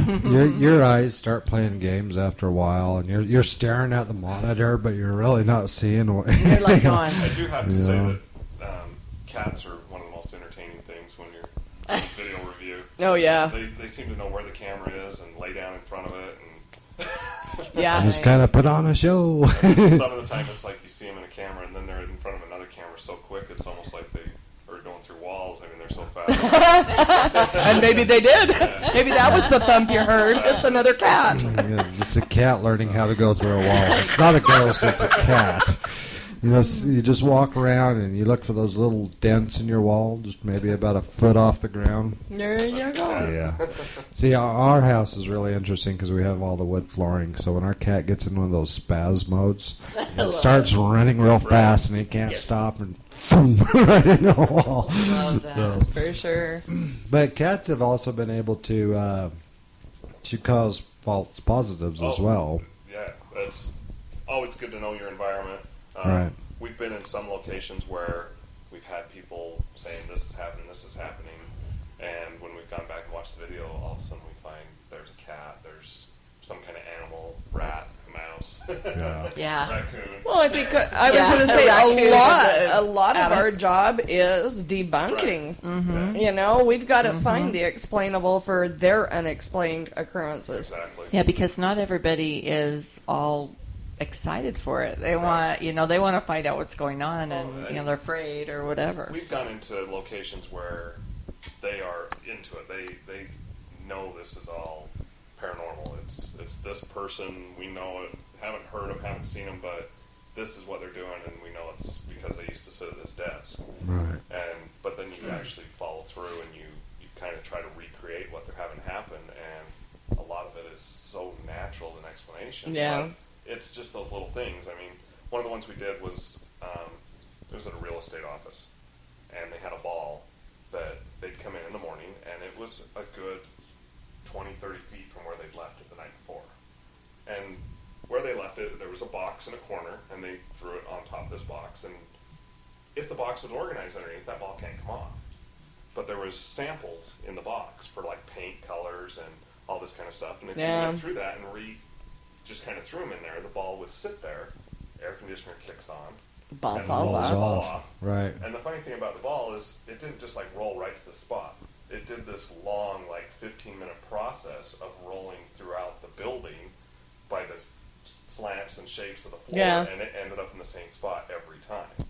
Wow. But to show that to the realtor person that thought this is the thing that used to sit at this desk, Right. it was disheartening for her, but it was also good to show her not everything's paranormal.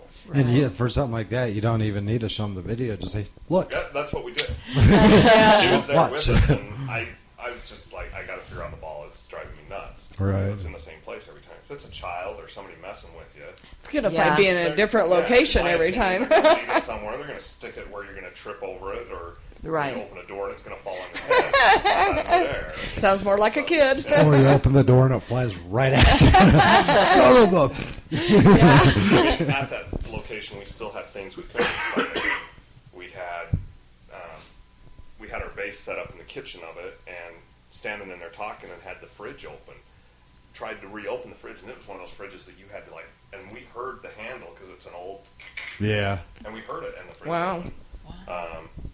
Jenny and one of the other investigators experienced light in the upstairs, a red light on the table, and we tried everything to recreate it besides flying a helicopter outside. I mean, Was that you? You just stopped just short of that, didn't you? See, I have a helicopter right there, so we can try that next time. So we're went outside good. with lights.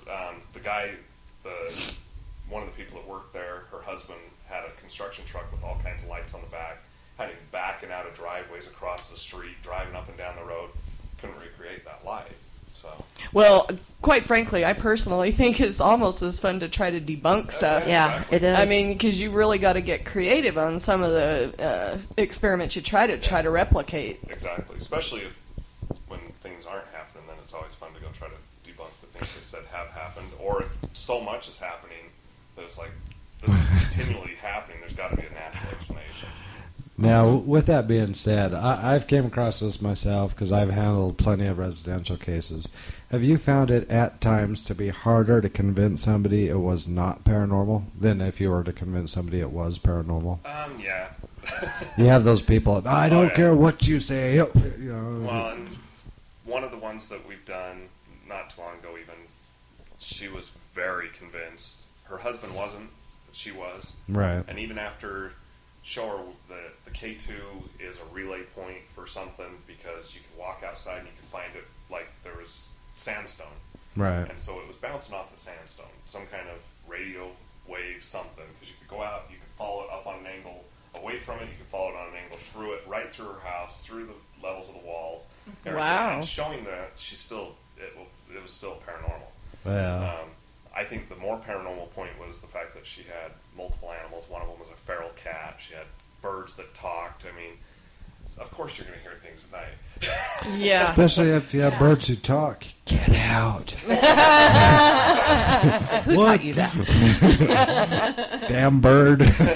So have you ever had someone that you've almost had to really thunk in the head know really what you do have is paranormal activity and they're not buying into the fact? We don't go into to prove to them that they have Well, something. I mean, you provide them with the evidence and say, no, really, we feel that that's what's going on is paranormal. Well, we went into a home that the wife had a lot of experiences, the kids had a lot of experiences, the husband hadn't. They didn't want to be there while we were doing the investigation, the wife and the kids, because they were scared. So the husband stayed. And throughout the first part of the night had no activity or anything.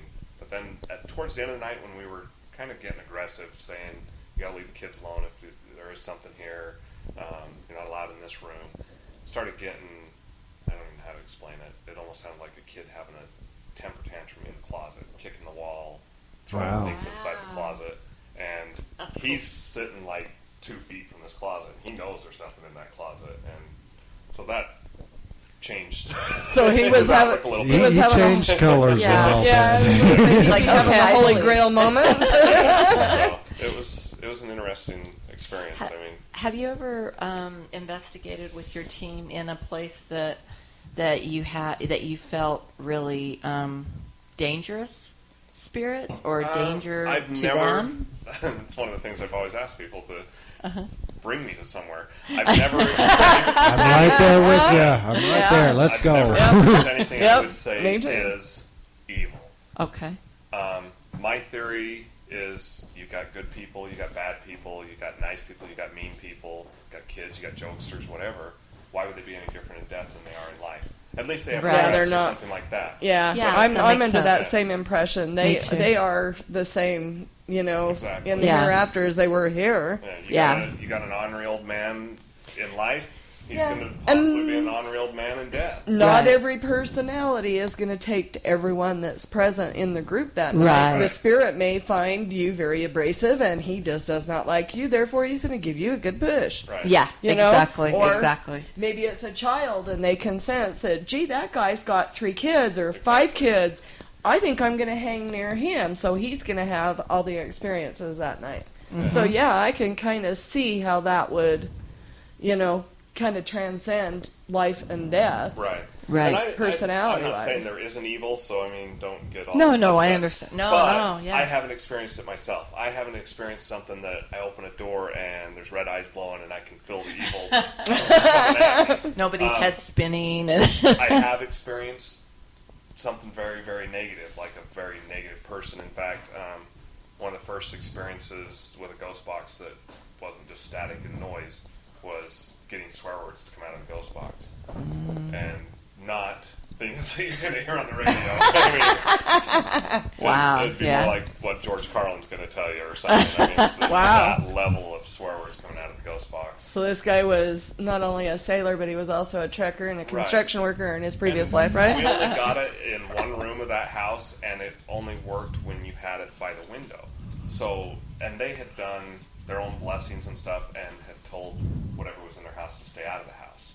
So I would guess that whatever it was upset, and that's why it was swearing at us. I don't know. Right. Mm-hmm. But as for, again, like evil, I think for somebody to actually have something evil in their house, it had to have been invited there. It's my opinion. Mm-hmm. I don't think that they just took possession. And speaking of that, I mean, what is your take on Ouija boards? Does your team believe in them? No. They do not. We don't believe in Ouija boards. I mean, obviously it could be a doorway or whatever. We don't allow them Okay. in our investigations. Even if we were to go out to a house, that would be one of those things. If they're going to use a Ouija board, we're not going to investigate there. Okay. It's just along those same lines.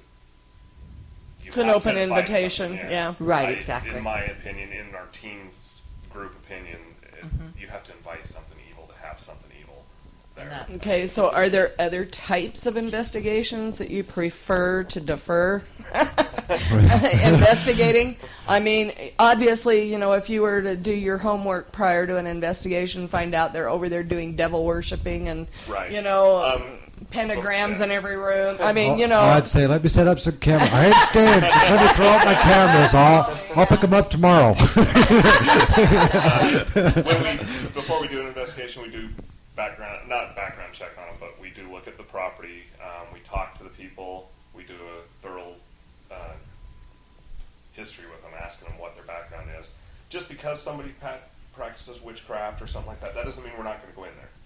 Somebody that's practicing devil worship, something like that, we're not going to go in there. It's just not our place. If they want somebody, they can find somebody else. If somebody wants us to get rid of something, that's not our place either. We don't go in and do blessings. We don't go in and prayers, exercise, anything like that. We're just there to give them answers if we can find them, help them with what we can find.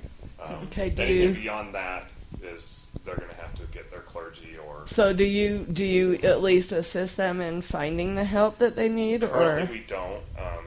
More than anything because we don't have any reliable source. I mean, if somebody thinks they're a reliable source, contact us.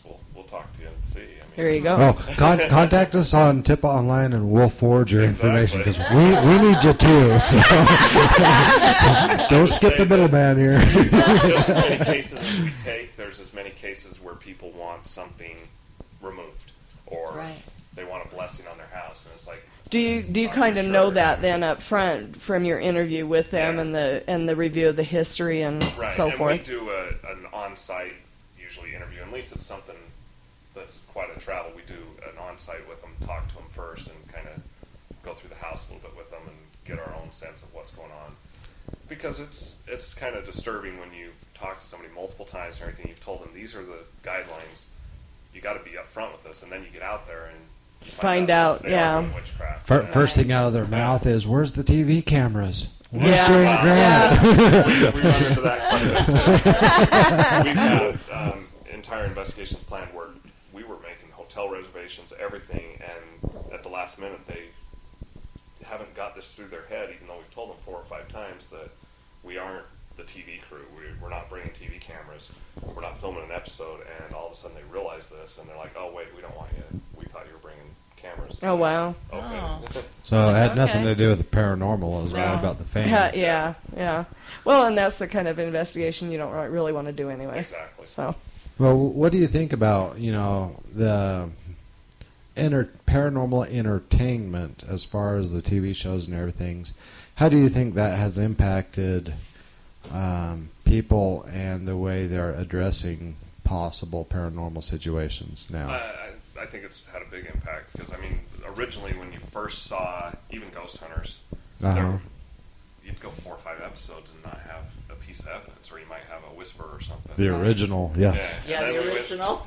Then we went through a phase there where it seemed like every episode and every show had evidence, and it's just that's not reality. No, it's that not. was the ratings. And that is. I mean, you Yeah. get producers involved, you get the TV stations, whatever the cable stations involved. They want ratings. They don't care about what's actually Well, and the happening. reality Right. of it is, you may go on 6 or 8 investigations and not get a dang thing. No EVPs, no pictures, no and nothing. see, that's just it, and we can't blame the producers, we can't blame the cameramen, we can't blame the teams that are in front of the camera. It's our own fault. Yeah, Right. it's the general population. We wouldn't have any interest to watch a show, an ongoing show, where you may end up with 1 or 2 entire seasons where absolutely nothing happens. Exactly. But at the same time, we're all throwing our hands in the air and saying, we want it to be real. We want to see the real thing. Yeah. Okay, well, we'll show you the real thing. Okay, I'm bored. I'm going to go Yeah. play pool. Yeah. Really? And unfortunately, as investigators, we have to confront that on every investigation. Exactly. Yeah. I mean, there's times Right. literally where you're running around, begging for something to happen, and then there's other times where you can't run fast enough to keep up with Right. the action Well, and I that's think going it, on. Yeah. It goes right there to even what we deal with in media today. I mean, news. Yeah. You're looking for news. It's the same thing. I mean, Right. people want the news. They don't Right. want the reality. Yeah. Exactly. So, And when even the news is on, controlled. Yeah. If somebody's on the news going down the street going, well, we're looking for crime because I don't think it's Yeah, exactly. And a reporter standing there, well, the storm is coming in tomorrow, but I'm going to talk to you today about it. It might get wet. That's just not what people want to Yeah. see. It's Right. not what people want. Well, it's They're supply looking and for- demand, Yeah. So, And if those other teams that are not so credible that are out there and doing the media thing, exactly. You have to keep up. If I they're, mean, if they're TV. in it for the ratings, if they're in it for the showboating, those are generally the flash in the pan Yeah. that don't last. Your particular group that you're affiliated with has been out there for a very long time. Very credible. There are some episodes where I literally feel like I need a fork in my eye to stay awake, Right. and then other ones that are going, wow, now that was weird, Yeah. unexplainable. They've done everything to debunk, whatever, Right. So, And it's it makes not, all of those other ones go, oh, yeah, this is what it's not about. all about showboating. Yeah. It's about, credibly investigating a location, debunking what humans can debunk, Exactly. and providing the client with whatever points of interest Yeah. evidence that they've acquired. Well, and we've done events, ghost tours, things like that, and we've had some where they're like, well, nothing happened. It's like, yeah, well, that's kind of reality. I Well- can give you the history at least and entertain you a little bit, but Yeah. sometimes nothing happens. I think I'm we're, sorry. as people, in the mindset that these spirits are going to act on cue. Yeah, They just exactly. don't. It doesn't They happen act that way. in their own time, not ours. Our time's not the same as theirs. And or if somebody goes to an event, or it's like they kind of get mad at Yeah. you because it's like Yeah. it's like you just you didn't provide. And You you're ripped just me like, off. and you're like, We've got well, one it doesn't always person happen. that shows up to every one of our events. When we do Night at the Museum at Halloween, there every year, multiple times. Uh-huh. And anytime we have like a time where they don't experience, they're very upset. It's like, how many times have you been with us?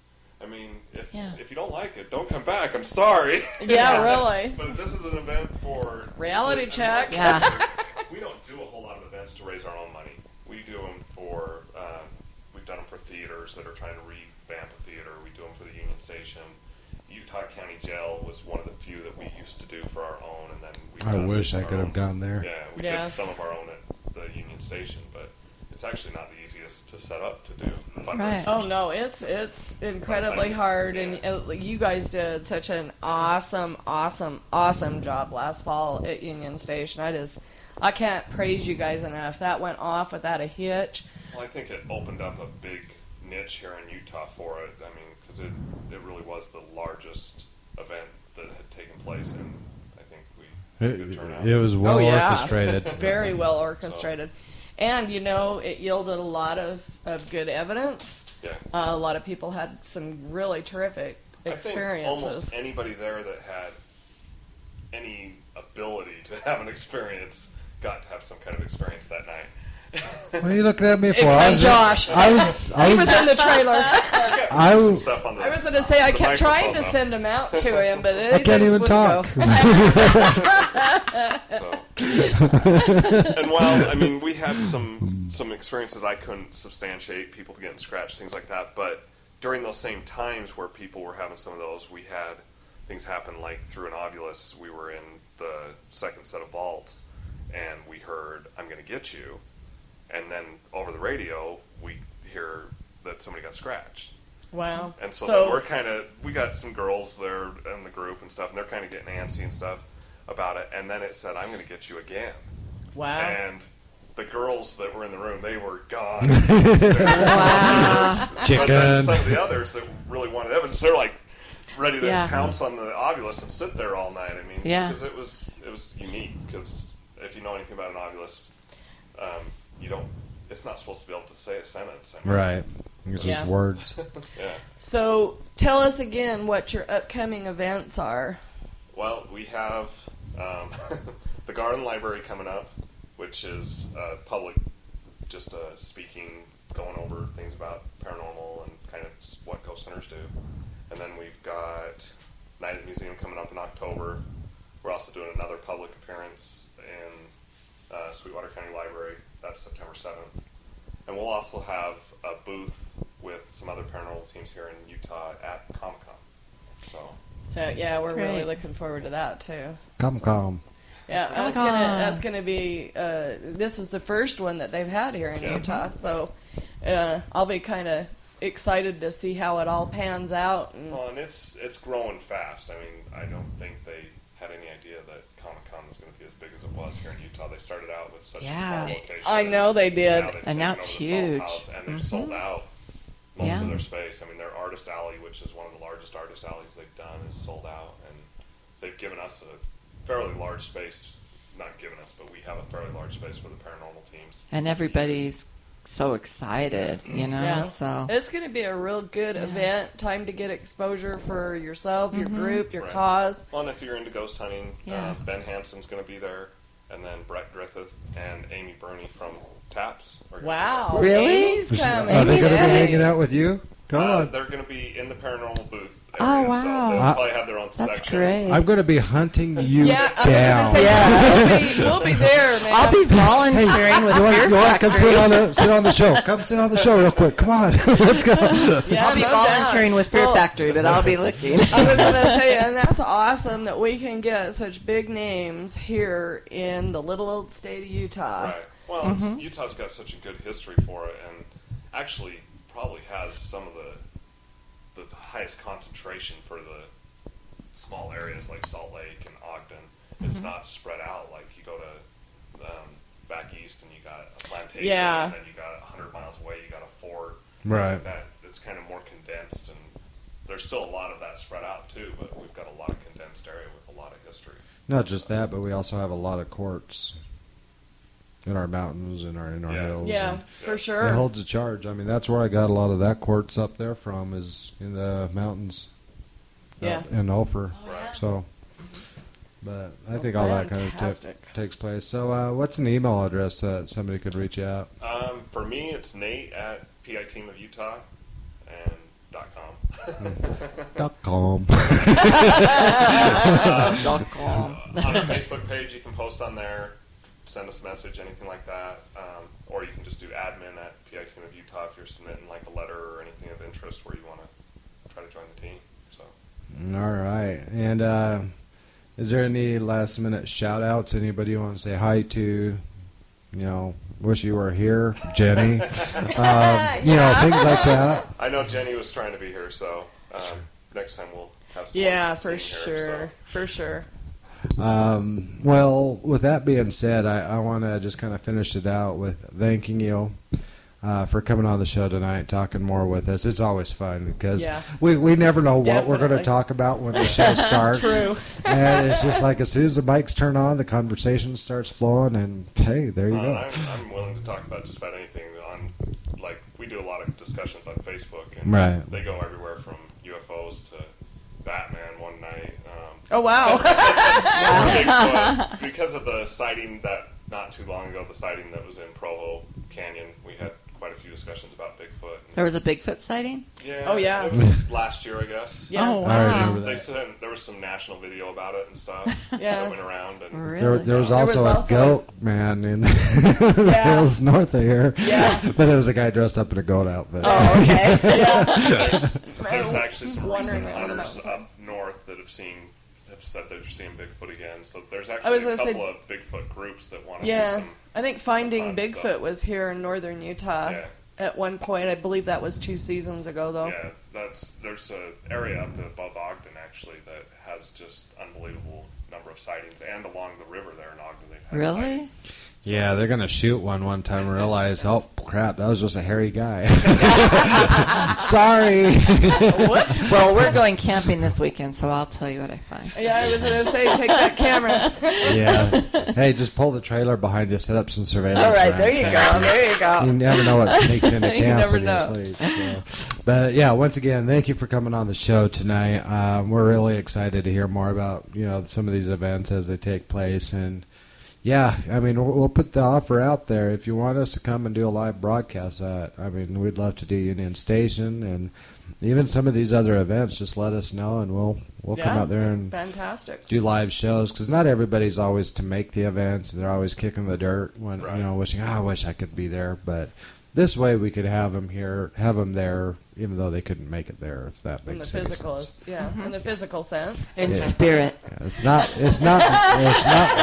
No pun intended. it's not paranormal, but talking with us, you start to wonder. So anyway, with that being said, thank you for everybody listening to the show tonight.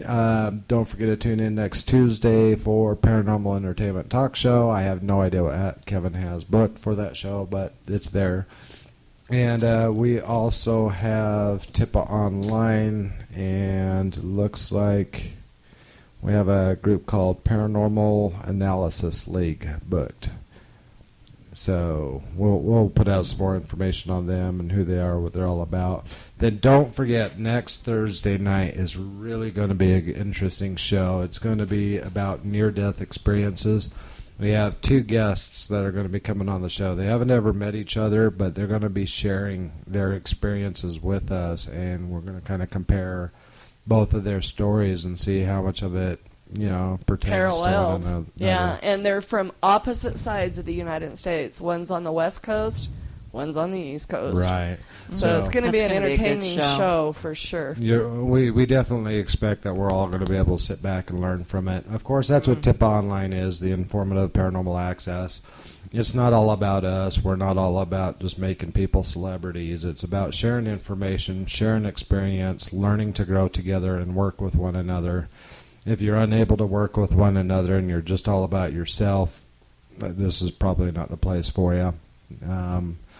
But hey, we all have our paths in life to choose from, and this one happened to be mine, and Terry Lee's, and Mindy's. Yes. And Eva's, We can and go on down the Nikki's. list. So, Love it, love it. once again, thank you everybody for tuning in tonight, and we will talk to you next week. Night. Thanks.